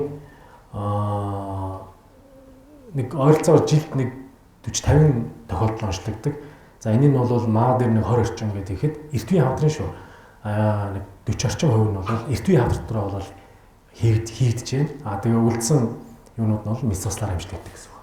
Тэгэхээр дурынгийн мис засал, нээлттэй мис заслын ялгаа юу вэ гэхээр нэгэнд хавдар тэ судлаа харсан шүү дээ бид нар тийм ээ. Өнгөц байхдаа болчрохоор өсрхийлээгүй байд юм байна гэж үзэж байгаа юм бол дурынгийн мис засал сонгох юм бол үр дүн нээлттэй мис засалтай адилхан байдаг. Харин эдгэрэл нь хурдна. Тэ өөрөөр гадна тал шарах байхгүй шүү дээ. Амаараа нөгөө хотод дурны дурангаараа хийдэг учраас тэ харин нээлттэй мис засал бол эдгэрэл удаан байдаг. Шарахтай учраас шархаа хийдэг. Дараагийнх нь өвчтөн зөөр баг байдаг. Нэгэнт гадна талтай шарах байхгүй учраас зөөр баг. Тэгвэл өвчтөн зөөр ихтэй. Эмдэгт хөвч хугацаа богино байдаг тийм ээ. Хотод тайруулах хагалгаа хэлсэн хүн бол эмдэгт доот нь 10 хоног хэвдэн шүү дээ. Тэгвэл дурынгийн хагалгаа хэлсэн хүн бол нэг 5 хоног мөн 6 хоног хэвтээд гарна гэсэн байна. За хэвлийн гадна мэдээж шарах үүсэхгүй. Тэгвэл нөгөөх нь бол хэвлийн гадна сорь үлддэг тийм ээ. Энэ бас гоо сайхны талаас асуудалтай гэсэн байна тийм ээ. За дараагийнх нь бол хөдөлмөрийн чадвар алдалт бол бага байна гэсэн байна тийм ээ. Өөрөөр хэлэх юм бол хотоодны жижигхэн хавдар тэр дундаа монголчуудад хотоодны хорт хавдар амсарт их тохиолддог. Судлаагаар тийм ээ. Амсарт их тохиолддог. Тэгэхээр энэ амсарт их тохиолддог хавдрын үед жижигхэн хавдар байсан ч гэсэн хэрвээ нээлттэй мис засал хийх юм бол хотоод бүтэн тарихт мис засал хийгддэг. Тэгвэл дурангаар хаалгаа хийж юм бол хотоод нь үлдэн гэсэн байна шүү дээ. Тийм учраас хөдөлмөрийн чадвар алдалт бол хамгийн бага гэсэн үг байна тийм. Магадгүй хотоод бүтэн тарихсан хүн бол 3-т гарна шүү дээ. Ер нь бол тийм ээ. Тийм болохоор бол дурангийн мислийн үр дүн бол өндөр гэсэн. За дараагийн. За тэгээд дурангийн хаалгаа гэж юу гэдэг юм бэ? Энэ бол хавдартай хэсэг. Хавдартай хэсгийг ингээд тойруулаад бид ингээд тэмдэглээд тэгээд салтыг ингээд хуулаад зүсдэг гэсэн. Өөрөөр хэлэх юм бол хотоодны гадна талын өнгөн давхраг, булчин давхраг хоёрын хооронд бол зай байдаг тийм. Тэгэхээр тэр зайн дундуур нь бид нар явж хавдраа авдаг гэсэн. Ингээд хавдраа авахд хотоод нэг ийм шарах үлдэнэ. Энийг бол нөгөө шархлаа өвчний эмчилгээний зарчмын дагуу хоолны дэглэм бариад эмээ уучих юм бол идэгчдэг гэсэн байна. Шарах. За ингээд шинээр үзэхээр энэ бол хот хавдар. За ерөнхийдөө бол энэ ингээд хот хавдар гэж нэг юм байна. Энэ бол жижигхэн тийм. Түрүүний харсан том хот хавдрын дэргэд бол арай өөр харагдаж байгаа зү тийм хэмжээгээр жижигхэн тийм. За ингээд авсан. За дараагийн. За энэ үз чинь тийм ээ бас юм ялгаа байхгүй. За энэ намсрын орд хавдрууд байж. За Улаанбаатар сонгодог аймаг 2008 онд энэ дурангийн хаалгыг бол хийж эхэлсэн. Яг миний бие бол 2007 оноос анх Японд төгсч ирээд Японы Ода Ичиро гэж Японы хавдар судлалын төвийн нэмжтэй Монголд 2-3 удаа ирж бид нэр зааж өгч. Тэгээ энэс хойш бол бид өргөжлүүлж явсаар одоо бол ингээд яг жил хавдрын дурангийн хаалгаа хийх тоо бол ихсэж байгаа. Харамсалтай хавдрын эрт онцлогоо бол бага байгаа тийм ээ. Өөрөөр хэлэх юм бол яагаад вэ гэхээр эрт онцлогооны тохиолдол бол бага байна. Ихэвчлэн хүмүүс хожуу үедээ хандагдаад байна гэсэн үг. За энэ аюул чухал зүйл. Хавдар эмчлэгдэх боломжтой өвчнөө гэдэг асуудал. Энэний хариулт. Өөрөөр хэлэх юм бол энэ бол сас давхарга буюу саний өнгөн давхартай байгаа тохиолдолд идэх магадлал 100%. Хэрвээ салтын доод давхаргуу орчих юм бол 96.8. За булчин давхаргуу орчих юм 86.9. За тэр нэг гадна талын нэг давхаргыг нэвтлэх юм бол тэ нэвтлэх юм бол 31.8 байж. Тэгээд орчиндоо хэрвээ нөгөө орчны эрхтэндээ нэгдчих юм бол энэ бол ер нь бол маш муу. Тэ өөрөөр хэл энэ 3-4-р үеийг яриад байгаа чинь энэ үедээ Монголд их онцлогддог гэсэн. За дараагийн. За энэ яг үеш дараа гэсэн. Үеш дараа бол нэгийн A бол 93-аас 94 тэ нэгийн B бол 85-аас 88 тэ. Дээр ихтер ягаад 100 гэсэн аа энэ дээр 93 94 болчих вэ гэхээр тэ энэ бол хоёр төрлийн статистик тэ. Нэг нь бол яг салтын түвшинд. Салтын түвшинд байгаа мөртлөө өсөрч тохиол байдаг хавдар жижигхэн багтаа. Тэр нь эсийн бүтцээс хамаардаг гэсэн үг. Эсийн бүтцээс. За тэгээд ингээд 3 болон 4-р үештэндээ бол ийм одоо энэ чинь бол 5 жил амьдрах хугацаа шин. Сайн ойлгож хэлэх юм бол 4-ийн Б зэрэгтэй хүн онцлогдсон цагаас хойш 5 жилийн дотор 100 хүн онцлоглоо гэхэд ерөөсөө нэг 3-аас 7 хүн амьд үлдэх магадaltaй гэсэн үг. Тэгэхээр бол хотоодны хорт хавдрын тавилангийн зэргийг 5 жилээр хэмждэг. 10 жил болонгууд яаж өөрчлөгдөв вэ гэж бас судалдаг гэсэн үг байна тийм ээ. Тэгэхээр бол 5 жил бидний одоо эмчилгээний үр дүн хэдэн хувьтай гэж асуугаад идэв чинь цаад утга учир нь бол 5 жилийн тухай яригдана гэсэн үг байна. Сүүлийн үед бол эртвийн тэр жижиг хавдрууд өнгөц хавдрууд бол 10 жилийн амьдрах хугацаа бол ер нь баг 100-ууд өгч байгаа гэсэн үг байна тийм ээ. Тэгэхээр хорт хавдар бол эрт жижиг байхдаа онцлогдох юм бол эмчлэгдэх магадлал өндөртэй өвчин байна гэдэг нь бол тодорхой болсон. За өрсөн сэргийлэх боломжтой. За тэгэхээр өнөөдрийн лекцийг те би түрүү хэлсэн Японы нэг лекц уншаад суучсан гэсэн. Би хэний лекц уншсан бэ гэхээр Годода гэж өөрөөр хэлбэл энэ дурангаар хотоодны хорт хавдрыг авах хагалгааны эцэг хүн л дээ. Дэлхийн эцэг хүн гэсэн үг байна. Тэр хүний лекцийг уншаад сууж хахад сонсоо сууж хахад ийм яригдж байгаа.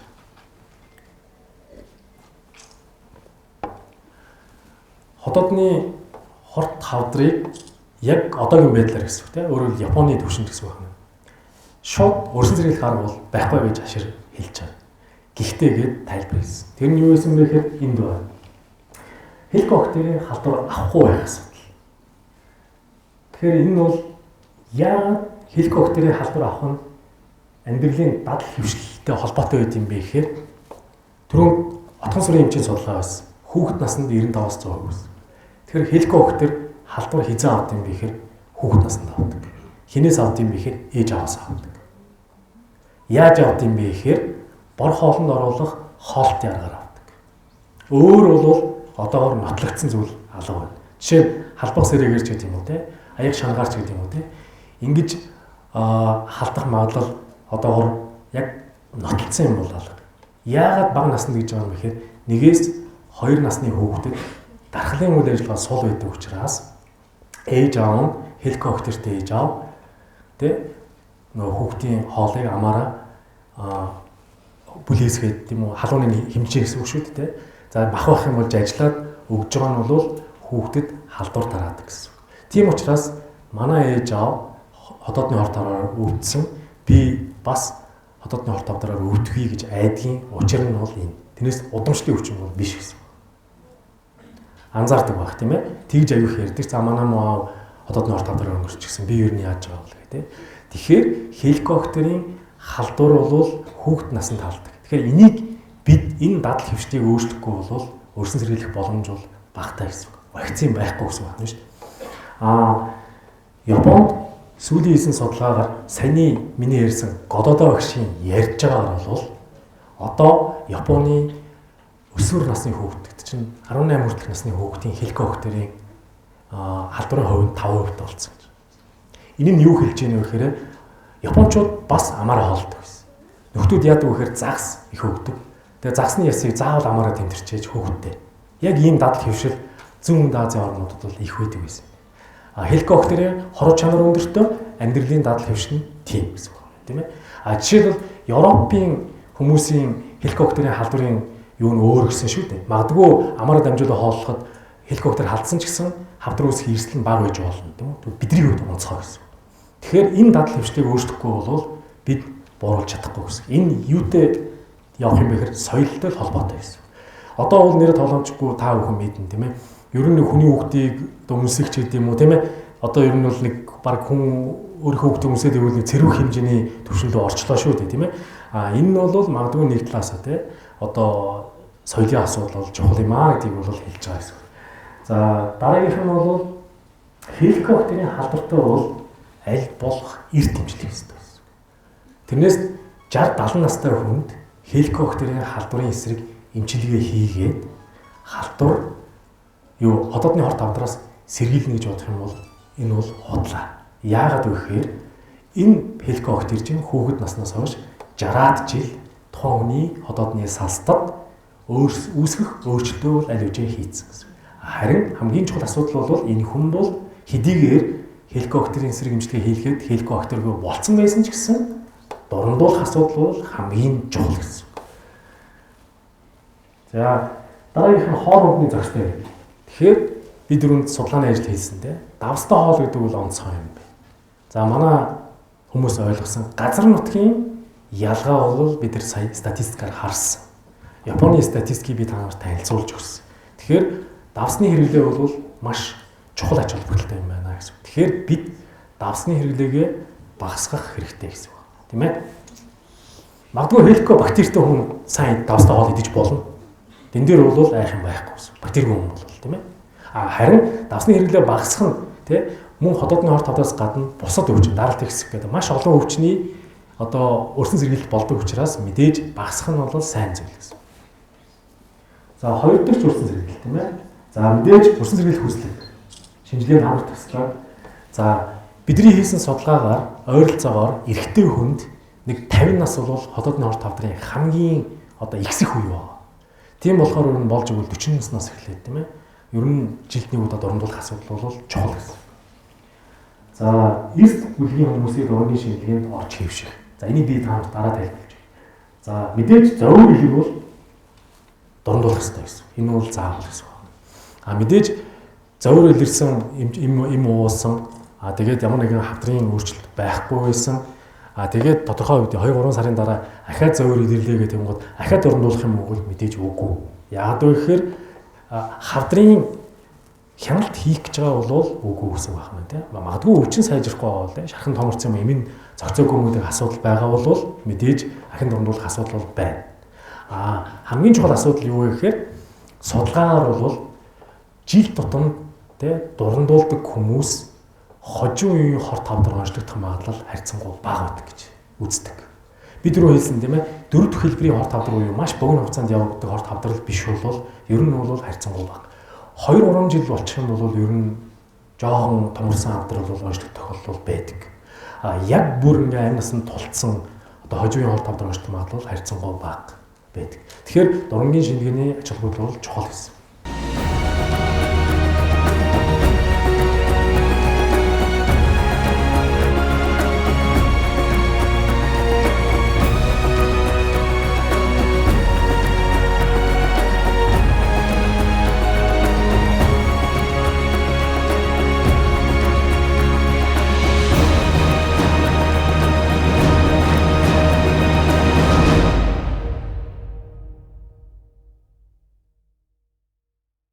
Энэ бол тухайн хүний дархалтай холбоотойгоор илэрч байгаа хариу урвал. Хамгийн чухал асуудал нь хеликобактер байхгүйгийн тухай асуудал яригдана гэсэн. Тэрнээс 200 байх юм бол хавдар тусна, 50 байх юм бол хавдар тусахгүй гэсэн ойлголт байхгүй. Энэ бол шинжлэх ухааны бус ойлголт гэдгийг ойлгох хэрэгтэй гэсэн. Тухайн хүн хеликобактерийн эмчилгээ хийлгээд тэгээд одоо хеликобактер нь өгч үгүй юу, устж үгүй гэдгийг үзэх гэж байгаа бол үзэх арга нь өөр. Энэ нь бол тэр хеликобактерийн амьд байна уу гэдгийг үзэх гэдэг юм байна шүү дээ. Жишээ нь та бид нар мэднэ тийм үү? Бага насндаа короор өвдөд тэгсэн хэрнээ цуснд нь корын эсрэг бие үүсээд тэгээд тэр нь насан турш татгалагддаг шүү дээ. Ахиж короор өвдөдөггүй шүү дээ. Тэгвэл хеликобактер өвдөнгүүд хүний биед эсрэг бие үүсэж байгаа иммуноглобулин цусны шинжилгээс тэгж үзээд байгаа байхгүй. Тэрнээс цуснд хеликобактер явахгүй. Цуснд хеликобактер явбал одоо сепсис болж шүү дээ. Бид нар мэднэ тийм үү? Цуснд бактери орвол сепсис. Тэгэхээр цуснд хеликобактер байхгүй гэсэн. Тэгэхээр тэр дархлын урвал бол эмчилгээний дараа үлдэж болно. Магадгүй жил, 2 жил, 3 жил үлдэж болно. Хамгийн чухал асуудал нь ходоодондоо өөхөх ёстой гэсэн. Ходоодондоо өөхөж үгүй гэдгийг үздэг олон улсын стандарт 3.10 байдаг. Юу вэ гэхээр бага насны хүүхдэд бол өтгөнөөр үзэж болно. Өтгөнд тийм ээ. Насан турш хүмүүс бол сүүлийн үед амьсгалын тест байдаг. Амьсгалын тест. Өшөө ходоодны дураа хийлэх явцдаа хеликобактерийн шинжилгээ өгчөж болно гэсэн үг тийм. Ийм л 3 аргаар эмчилгээний үр дүн хянана. Тэрнээс өөр хянах арга байхгүй стандарт. Олон улсын стандарт. За дараагийнх нь нэг нь болохоор хонсон хоолны тухай асуудал тийм. Ерөнхийдөө бидний тийм маш олон юмуд бол ярьдаг тийм. Хонсон хоол гэдэг нь ходоодны хор тавдар одоо их тусдсан маач гэдэг юм уу тийм. Нэг нөгөө ихэд ийм судалгаа байхгүй гэсэн үг байна. За ямар ч байсан одоо миний бие те өөрөө үдсэн харсан ном багш нарын сонсож байгаа юм асууж байгаа юм энэс харахад бол эхний ээлжинд ямар ч хэлсэн нэг энэ төвшингийн асуудал те өөрөөр хеликобактер давсны хэрэглээний тухай асуудал яригдана гэсэн.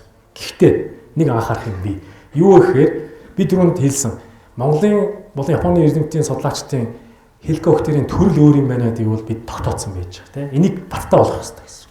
Тэгэхээр энэ жил бол жишээлбэл Ус аймагт бид нэр энэ судалгааг үргэлжлүүлнэ. Тэгээд гадны шалтгаан байна уу, давхар шалтгаан байна уу гэдгийг судлах хэрэгтэй байсан. Энэ бол эмчилгээ хийх хэрэгтэй ажил гэсэн үг байна тийм ээ. За яад ч байсан бидний мэдгэж байгаа орчин үеийн ухаанд мэдгэж байгаагаар бол орчин үеийн судлаачдын юугаар бол хеликоптер болон давсны хэрэглээ бол чухал ач холбогдолтой гэдэг нь бол нотлогдсон зүйл гэсэн. За баярлалаа. Надад нэг асуулт байна л да. Энэ яг давсны хэрэглээтэй адилхан архин дээр одоо хийгдсэн судалгаа буюу энэ бол арх одоо яг гадаадын шахрыг үүсгдэг, хавдрыг үүсгдэг гэж яриад байдаг. Тэгэхээр энэ хэр байдсан юм бэ? Ээж хүлээрээ дээр энэ архин яаж нөлөөлдөг юм бэ гэдэг асуулт байна л да.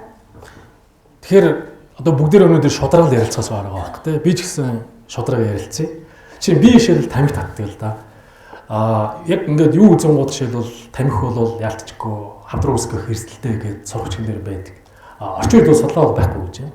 Тамхины улмаас хотоодны хорт хавдар үүсгээд байгаа гэсэн яг бодит нотлсон нотлогоо бол байхгүй. Тэр битэл годоодоо багш лекц уншиж байхдаа ярьж байгаа байхгүй. Яасан бэхээр 80 хүртлээр тамхи татсан одоо таньдаг хүнийх нь хөшөө аав гэж байгаа байхгүй. Тэгсэн чинь нөгөө хөгшчүүлэн загнал та одоо нэг байнга тамхи татахын гэл те наад чи хотоод модод чи нөлөөлдөг юм уу гэсэн чинь нөгөө хөгшин тэгж юм. Би одоо 80 хүртлээр тамхи татсан. Хавдар тусаагүй байна гэд хэлсэн гинэ. Тэгэхээр энэний цаана юу харагдаад байна вэ гэхээр те мэдээж муу зуршил бол муу зуршил тийм үү. Мэдээж тамхи бол яалчгүй өөрсний хорт хавдрад нөлөөтэй гэдэг нь бид нар тогтоогдсон зүйл. Бид нар өнөөдөр зөвхөн хотоодны хорт хавдрын тухай ярьж байгааг ойлгох хэрэгтэй. Тэгэхээр хотоодны хорт хавдрад жишээлбэл тамхи юм уу архины нөлөө бол харьцангуй бага гэж үздэг. Ялангуяа арх бол улаан хоолой хавдрыг онцгой нөлөөтэй. Их сонирхолтой одоо юу яах юм бол арх уугаад улаадаг улсуудад ч нүүр улаадаг улс те. Ийм хүмүүс бол улаан хоолой хорт хавдар үүсэх магадлал маш өндөр. Энэ бол яг хеликоптертэй адилхан ойлголт гэсэн. Энэ нь юутай холбоотой байд юм бэ гэхээр арх задлах явцад үүсдэг ацетил альдегид одоо хортой бодис улаан хоолойг зочроод юм. Энэ бол улаан хоолойн хорт хавдар үүсдэг канцерогын бодис гэдэг нь бол тогтоогдсон зүйл гэсэн. Харин улаан хоолойн хорт хавдар дээр нэг онцгой юм нь юу харагддаг вэ гэхээр мөн ялгаа авахгүй нөө баруун аймагт улаан хоолойн хорт хавдар их өндөр байдаг. Тэнгууд халуун цай их хэрэгэлдэг. Тэгэхээр халуун цай их хэрэгэлдэг газар юу л халуун юм их хэрэгэлдэг газар бол улаан хоолойн хорт хавдар өндөр байдаг. Бидний ингээд ажилтны явц жишээлбэл эмэгтэйчүүд улаан хоолойн хорт хавдраар их өвддөг. Уг нь бол эрчүүд их өвдмөр санагддаг. Ялангуяа барууны судалгаануудыг харагдангууд эрчүүдэд улаан хоолойн хавдар өндөр, эмэгтэйчүүд их цөөхөн байдаг. Монголд эсрэгээр яваад байдаг байхгүй. Хэдийгээр Монголд тэгээ хорт хавдар юу эрчүүд их арх уудаг боловч эмэгтэйчүүд халуун цайг давж уудаг юм шиг байна. Тийм учраас давж нөгөө статистик нь харагдаад байдаг. Улаан хоолойн хорт хавдар эмэгтэйчүүд бол харьцангуй өндөр харагдаад байдаг. Тэгэхээр энэ бол одоо юу гэдэг олон янзын шалтгаанууд бол одоо нөлөөлдөг гэсэн. Тэгэхээр яг ямар ч гэсэн те бодиттой утгаараа авч үзэх юм бол арх бол харин шарх үүсгэн. Энэ бол ойлгомжтой. Нөгөө пептик культур те өөрөлдвөл шарх үүсгэн. Шарх үүсгээд тэр нь магадгүй цус алдах те эсвэл хотоод цоорох ч гэдэг юм уу эрсдэл нөлөөгөл байна уу гэл байна. Хорт хавдар бол үүсгэх магадлал аюу багт. Жишээ нэг сони юм ярихад арх уудаг хүн БЦ вирусгүй байхад элийн хорт хавдар тусдаг гэдэг нь бол нотлогдсон. БЦ вирусын халдвартай байгаад арх уух юм бол элийн хорт хавдар тусна. БЦ вирусын хавдаргүй мөртлөө арх уудаг хүн элгэний хатуурал бол үүснэ. Хатуурал үүсэх боловч хорт хавдар үүсдэг.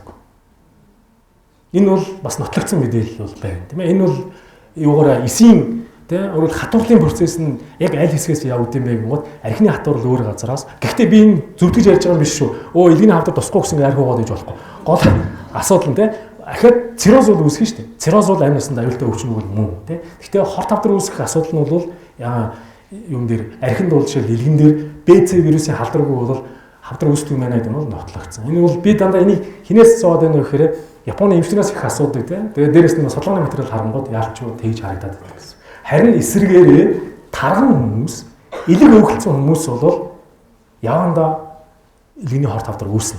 Энэ бол одоохондоо бид нар вирусэнтэй дарлуулад анзаарахгүй байгаа боловч таргалтай холбоотой элгэний хорт хавдрын асуудал бол олон жилийн дараа бол асуудал болно. Одоо бол баруунд бол энэ бол асуудал болцсон байгаа гэсэн. Тэгэхээр хотоодны хорт хавдрын 4-р үеийн амьдрах хугацааг би түрүүнд слайдер бол харуулсан тийм ээ. Өөрөөр хэлэх юм бол нэг ойролцоогоор нэг их сайндаа 3-7% хэтэрдэг тийм ээ. Энэ яад юм бэ гэхээр эргэтэн системийн өвчин болж байна. Хавдар нь ингээ босод эргэтнээ тардаг гэсэн. Хавдрыг бол уг нь нэг ширхэг хавдрын ис үлдээхгүйгээр авах асуудал хамгийн чухал гэсэн. Эсвэл устгах асуудал гэсэн үг тийм. Тэгэхээр бүх эргэтэн систем тарцсан учраас элгийг аваад уушгийг аваад тархийг аваад ирэх гэсэн ойлголт байхгүй учраас л хамгийн гол проблем үүсэж байгаа гэсэн үг. Тэгэхээр орчин үед бол хими эмчилгээний асуудал бол яригдж байгаа. Тэгээ ялангуяа өндөр хөгжилтэй орнд бол маш өндөр өртөгтэй хими эмчилгээний орчин үеийн шинэ эмчилгээний аргууд бол явж байгаа гэсэн байна. Судалгааны ажил гэсэн байна. Тэгэхээр зүгээр миний зүгээр үнснээр яг миний өөрийн багш бол те одоо Японд яг хими эмчилгээгээр одоо маш том те Японы хими эмчилгээний бүх одоо судалгаануудыг гардаж хийсэн профессор байдаг л да. Тэр хүний судалгаагаар бол одоо мэс заслын эмчилгээ хийх боломжгүй 4-р үеийн одоо ямар ч эмчилгээгүй болсон хүнд хими эмчилгээ хийгээд амьдрах хугацааны хамгийн дээдлийн хугацаа бол 11 сар л гэж тогтсон. Ямар ч эмчилгээ хийхгүй байхад тэ хими эмчилгээ ямар ч гэсэн хийгээд явхад тэ 11 сарын амьдрах хугацаатай хамгийн дээдлийн түвшинд. Багдгүй тэр дунд тэ онцгой тохиолдол байдаг. Тухайн биологийн онцлог, хавдрын биологийн онцлогтой холбоотойгоор тэр нэг 5 жилийн амьдрах хугацаа 3%, 5, 7% гэж гараад штэ. Тэр чинь маш цөөхөн тохиолдол жишээлбэл одоо хавдрын хэмжээ багасаад яц тийм онцгой тохиолдол бол байдаг. Өөрөөр хэлбэл тухайн хүний үүссэн хавдрын биологийн хэв шинж. Хүн болгонд өөр шүү дээ. Эсэн бүтсэн өөр байдаг. Жишээл залуу хүмүүсийн хавдар хурдын явцтай байдаг. Настай хүмүүс бол харьцангуй явц нь бол харьцангуй бага байдаг. Та нар анзаардаг үгүй юу? Яг ижилхэн 70 настай хүн 30 настай хүн хотоодны хорт хавдар яг ижилхэн төвшингийн хавдар онцлоглоо гэхэд 70 настай хүний эмчилгээ авах магадлал 30 настай хүүхдийнхээс хамаагүй илүү байдаг. 30 настай хүнийх бол улаан хувцас байдаг. Одоо нэг улаалтын талаар ярьж байна. Улаалт. Улаалт гэдэг бол хотоодны салстад үүсэж байгаа өрөвсөл ер нь бол тий. Бид нар нэг гараа юм түлчих, скул одоо юм нэдэрчихэд нэг улаагаад үүсдэг шүү дээ. Энэ бол өрөвсөл гэсэн. Улаалт тий. Энэ бол ихэвчлэн хотоодны шүүрэл юм уу тий. Скул бол тий одоо бусад шалтгаанаа тэр ихтэй хоолны хордлого байж болно тий. За ямар нэгэн им тан байж болно тий. Иймэрхүү юмтай үүсдэг.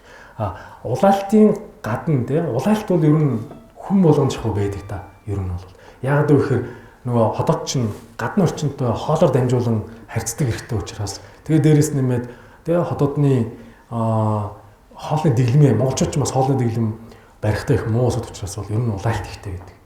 Одоо жишээ маань сонгодоо дээр бол гадны хүмүүс их дургандагдана. Жишээлбэл одоо слонгс ч гэдэг юм Японы залуу хүмүүс бол хайрцангуй ирвэл одоо юу вэ Жайка ч гэдэг юм койкогийн хүмүүс магадгүй вакцины шилжүүлэн дээр ороод ингээд харж байгаа. Дандаа залуучууд байгаа шүү дээ. 20 гарцсан 30 гарцсан хүмүүс.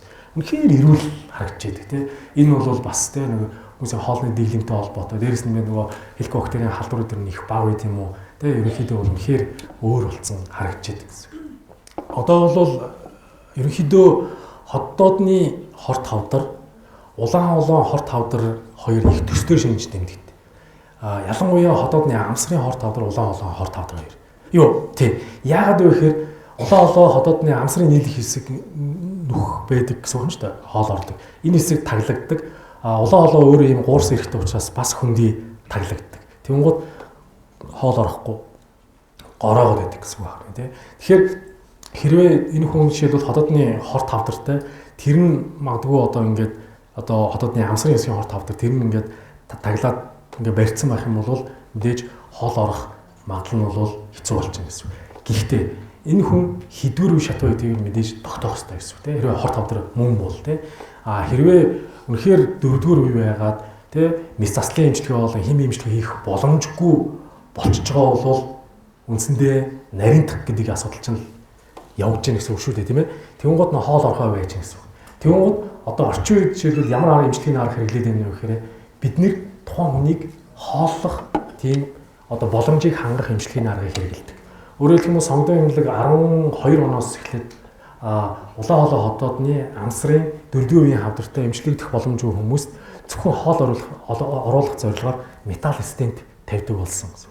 Одоо нэг хэдэн 10-аад хүн байгаа. Тэгэхэд яа гэм бэ гэхээр хими эмчилгээ ерөөсөө ингээд биеийн дордцсон ингээд ерөөс хоол оргоо байгаад турж ичсэн ямар ч эмчилгээ авахгүй тэг хийх юм байхгүй болцсон. Тэгээ бид чинь хоногт 2400 ккал энерги авах хэрэгтэй. Тэгтэл хоногийн усан ч орохгүй байгаа хүмүүс чинь ерөөсөө нүдэн дээр л нэг гэрийн нүдэн дээр л тураал хичээл явждаг. Тэгээд суцаар нь хийе гэдэг юм гот суцаар жишээлбэл бид нэг 5 глюкоз юм уу 10 глюкозыг тэг өдөрт хэдэн литрээр нь хийгээч 2400 ккал энергийг нөхөж чаддаг. Тэгээ энэтэй холбоотой тураа явждаг байхгүй. Тэнгууд бид нэр металл стент тавьж байгаа. Металл систем тавингууд нөгөө хүний амар хооллох болцоо нь хангагдаад гэсэн. Нөгөө хавтар чи хүчээр тэлнэ гэсэн үг юм л да. Хэдийгээр эрсдэлтэй ч гэсэн хүчээр тэлнэ. Тэнгууд нөгөө чинь дотор нь юм төмөр юм суулгана гэсэн үг юм шүү дээ. Тэнгууд эзэн хоол бол ходоод нь үлдсэн хэсэг чөлөөтэй, нарийн эзэн чөлөөтэй учраас хоол тийшээ орлол бол хүн дорхноо тэнкрээд эхэлдэг. Яг ингээд үзэхэд бол нэг ойролцоогоор 6-аас 9 сарын нас хайрлаж байгаа. Тийм судалгаа бол харагдаж байгаа.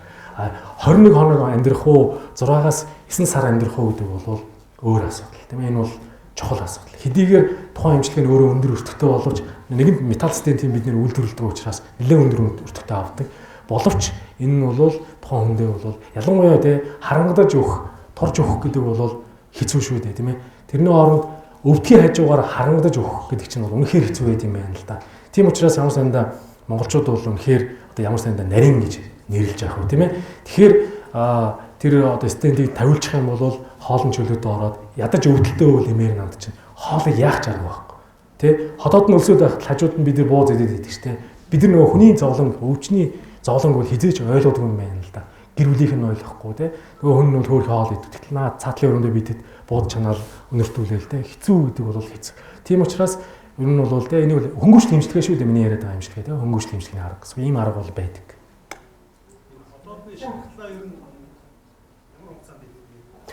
Ер нь бол ходоодны шархлаа бол үндсэндээ эмийг бол ер нь тасралтгүй 2-оос доошгүй сар авах хэрэгтэй. Өөрөөр хэлбэл тэгжээж ходоодны шарх идэгдэг гэсэн үг. Жишээ нь сая дурангийн хагалгаа хийснийг анзаарсан байх та хэд тийм ээ. Энэ дурангийн хагалгаа чинь бид ходоодондоо зориу дээр шарх үүсгэж байгаа шүү дээ. Зориу дээр шарх үүсгэж байгаа. Гэхдээ энэ хүнд бол шархлаа өвчин байхгүй. Тэгээ өвчний шалтгаан байхгүй гэсэн. Тэгээд яг эм уухад 56 хоног уухад ходоодны шарх бүрэн сорвчж идэгдэг гэсэн. Тэгвэл ходоодны шархлаа өвчнөд хүн гэдэг чинь өөрт нь шархлаа үүсэх нөхцөл нь байгаа шүү дээ. Амьдралын хэвшлэн байж гэн. Дээрээс нэмээд өөрийнх нь биологийг хамгаалах факторууд нь багассан байна те. Ийм байгаа тохиолдолд бол эмчилгээг бол ерөөсөө тасралтгүй 2-оос доошгүй сар явуулж ийж тэгээд шарх бол идэх ёстой гэсэн үг. Хэрвээ идэхгүй те дахиад байгаа онцлог шархууд байдаг. Ийм тохиолдолд бол хеликобактерийг тест хийгээд хеликобактер эсрэг эмчилгээ хийгонгод мөн шарх бол идэгдэг гэсэн. Хэрвээ идэхгүй байгаа шарх бол заавал асуудал байгаа гэсэн. Энэ нь бол шарх үүсгэдэг маш олон төрлийн өвчин байдаг. Бидний хамгийн энгийн мэдих ходоодны одоо хор тавдраас гадна те оншилж чадахгүй зөндөө олон өвчин байна. Малигнант лимфома гэж өвчин байна. Маш хэцүү онцлогтой өвчтэй. Энэ бол бас л хор тавдрын нэгэн төрөл. Тэгтээ тунгалгийн хавдар гэсэн үг юм шүү дээ. Өшөө сүрээ байна. Ходоодны сүрээ биш шүү дээ. Тэмбүү байдаг. Тийм ээ? Тэр чинь мэдээж сүрээгийн эсрэг эмчилгээ хийхгүй бол идэх боломж бол байхгүй.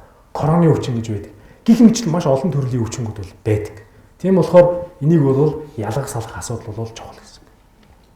Ердийн бидний яриад байгаа юм чинь бол шарх гэж яриад чинь бид нар чинь ходоод 12 өрөө гэсний шархлаа өвчнийг л ер нь ярьдیں۔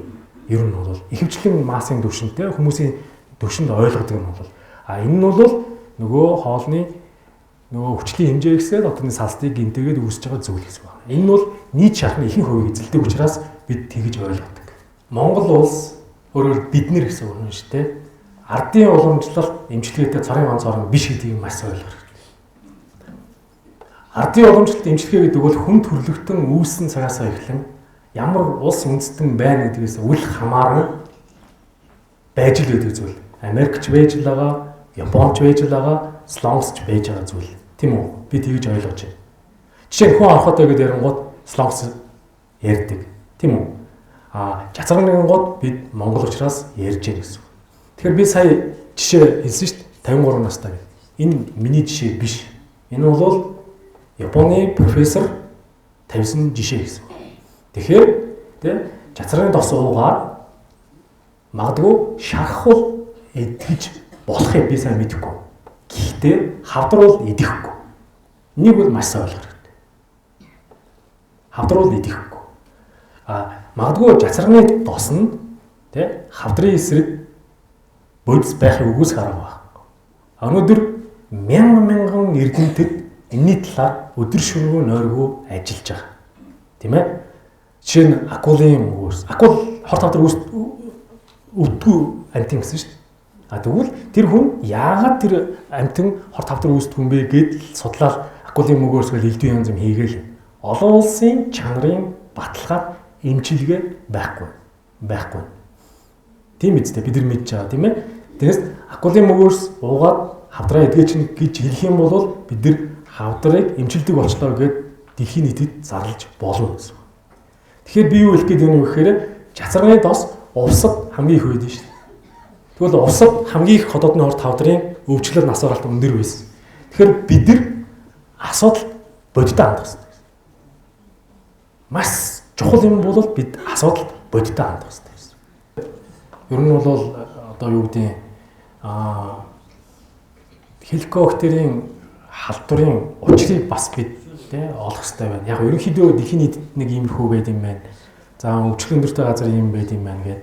Тэгээ одоо бол бидэрт тусч байгаа. Мэдээж бид нар хүн төрөлхтний нэг л хэсэг учраас одоо монгол хүн гэсэн онцгой юм байхгүй гэдэг нь бол тодорхой. Тийм ээ.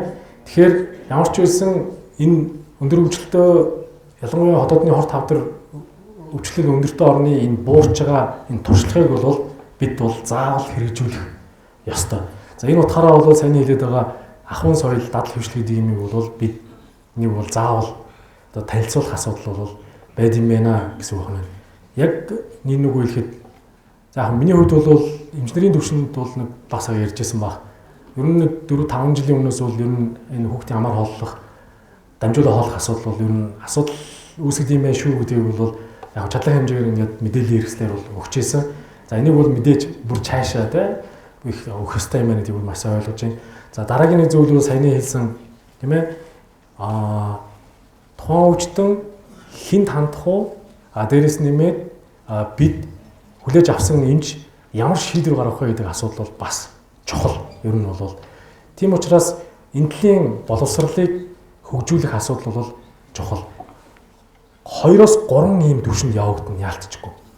Зөвхөн манай системтэй холбоотой гэсэн үг. Анаахын системтэй холбоотой биш. Юу холбоотой гэсэн үг тийм. Өөрөөр хэлбэл одоо ард иргэдтэй биш гэсэн үг байна шүү дээ. Юу гэхээр өөрөөр хэлбэл хүлээж авсан эмч онцлогооны зөв шийдвэр гаргадаг тогтолцоо үүсгэх ёстой гэсэн. Нэгдүгээр. Хоёрдугаарх нь нөгөөх нь дурандуулах гээд очиж байхад дуран хийлгэж байгаа хүн тэ бас маш сайн сургалттай тэр хавдрыг тэ энэ жижиг хавдрыг илрүүлэх чадвар өгөхий эмчид бас үзүүлэх асуудал нь өөрөө бас чухал гэсэн. Тийм учраас 2014 онд Японы Aichi мужийн хавдрын төвийн профессор Нориya гэдэг хүнийг бид урьж авцраад Улаанбаатар хотын ялангуяа дурангийн орчин үеийн сүүлийн дуран хэрэгжилж байгаа эмнэлгийн эмчнэрийг цуглуулад эрт үеийн хавдрыг яаж уншлах вэ? Дурангаар юу харагддсан бэ? Яг алийг нь хавдар гэж үзэх юм, лиг нь хавдар биш гэж үзэх юм. Тэр чинь бас л те дуран хийх чинь та нар мэдэн дээ хэцүү шүү дээ. Би урж өдөр би өөрөөгөө дурандуулсан. Тэгэл бас л айжлагын тэгтэл те сүүлийн үед бас нэг хоолны шингэц муудаад байсан учраас тэгээ сүүлийн үед яг энэ нэг одоо илтгэлтэй холбоотой магадгүй хотоодны хорт хавдрын синдромоор би өөрөө өвдсөн байх л та. Тэгээ надад илрээд байгаа шинж хүртэл хавдрын юм санагдаад. Тэгэл би ч одоо юу болж гэнэ үү гэл. Тэгэл өөрөө дурандуулсан. Тэгээд дурандуулсны дараа бол ямар ч хэсэн нэг жил те сэтгэл амар явах тийм юу үүсчихэж байгаа байхгүй. Тэгэхээр тэр одоо те чинь нэг 2-3 минут те зааны шинжилгээ авлаа гэхэд 4-5 минут үргэлжлэнэ. Тэр хооронд эмчилэл хурдан шийдвэр гаргахгүй бол тушуун шиг суглаасаа л гэж бодож байгаа шүү дээ. Ер нь бол тэрээс тэрийг байлгаад гэж бодох юм бол харьцангуй бага. Тэгэхээр мэдээж эмч бол бас нэлээд чадвартай байх хэрэгтэй гэсэн үг байна. Тэ богино хугацаанд шийдвэр гаргадаг шүү дээ. Ер нь бол 2-3 минутын хооронд хараад харсан юм хараад шинжилгээ аавна. Энийг би хавдар мөн үү биш үү гэж дүн шинжилгээний асуудал яригдана тийм үү.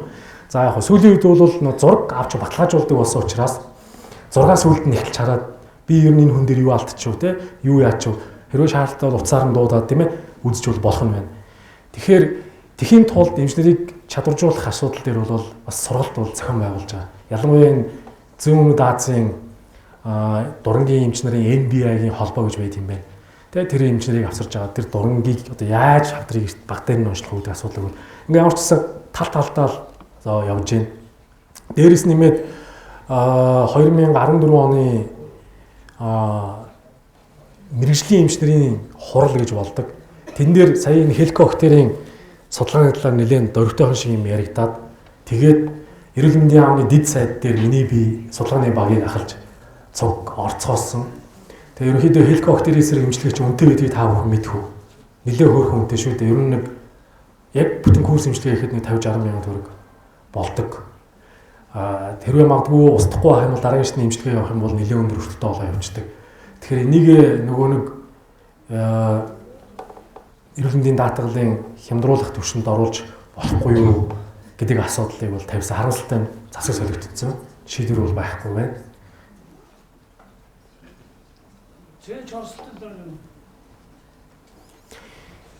Цээж хорсолт гэдэг нь юу юм бэ гэхээр ходоодны дотор агуулгаж байгаа хүчлэг pH нь бол бид рүү 1.5-ыг харьцан 5-аас 3.5 байдаг гэдэг тийм ээ. Өөрөөр хэлбэл хүчлэг гэсэн үг байна. Улаан холоо орчин бол яг соттой адилхан. Нэг ойролцоогоор 6 гаруйтай байдаг гэсэн үг байна. Яг энэ хоёр орчинг тий хоёр зэрэгэлдээ эрэхтэн мөртлөө энэ хоёр орчинг зохицуулж идэг тогтолцоо байдаг гэсэн. Тэр нь болохоор улаан холоо хотоодны ансрын булчин түүний даралтын зөрүүгээр явж идэг зүйл гэсэн. Тэгэхээр энэ зохицуулга алдагдсны улмаас хотоодны хүчил дээшээ сөргөж гарахыг цээж хорсох гэж нэрлэдэг байна. Өөрөөр хэлэх юм бол нэг юм ойлгох хэрэгтэй. Бид эцсийн хоолой амаараа гаргахыг бөөлжих гэж нэрлэдэг. Тийм үү?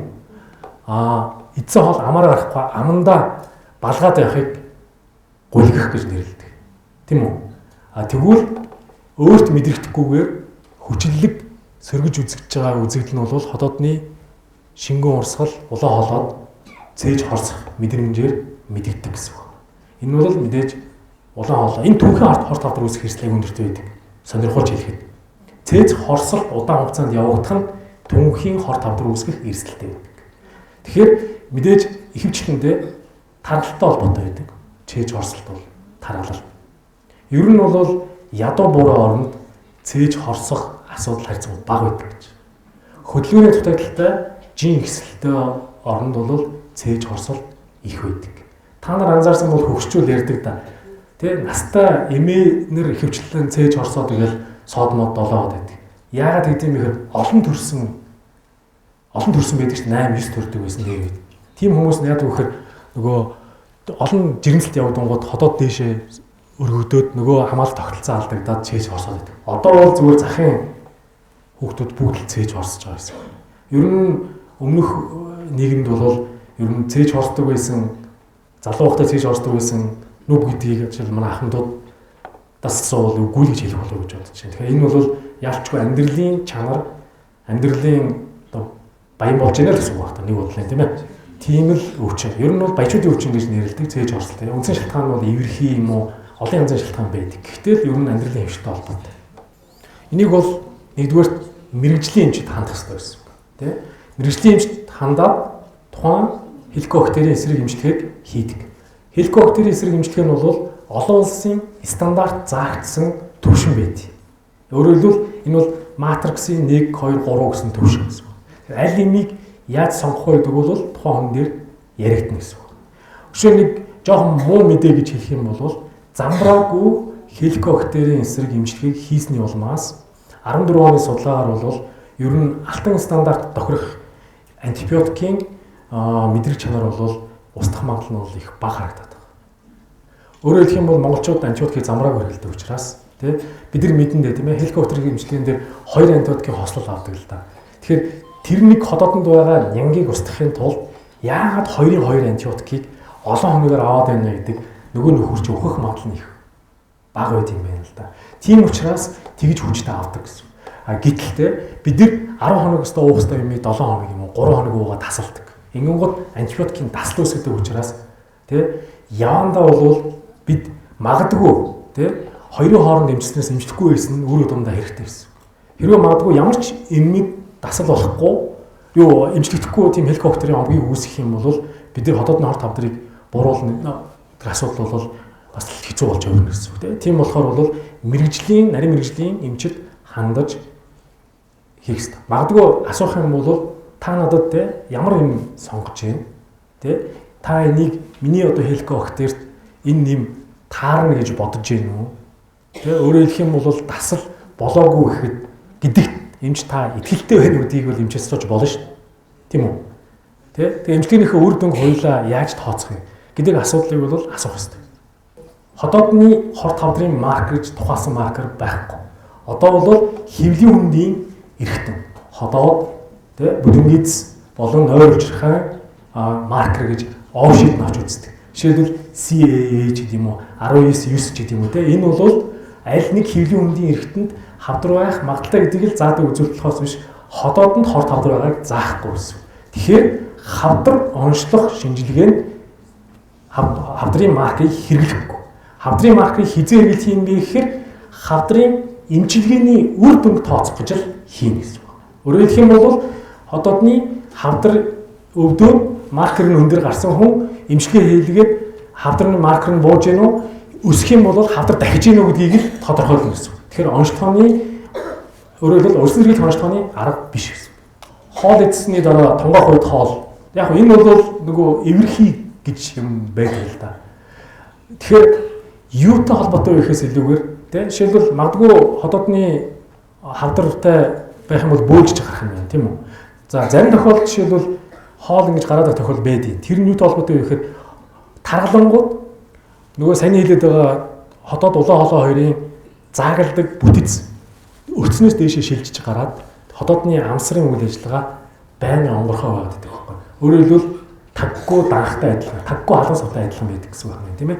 Жишээлбэл бид нар уран уграач юм уу акробат спортын хүмүүс доошоо харцсан мөртлөө хоол нь яагаад гардгүй юм бэ гэж чинь тэр бүтцтэй холбоотой гэсэн үг юм шүү дээ. Тэгэхээр тэр бүтцээр алдагдах ямар нэгэн шалтгаан байхыг үгүйсгэж байгаа байхгүй. За энийг бол дурандаад мэдэж болно.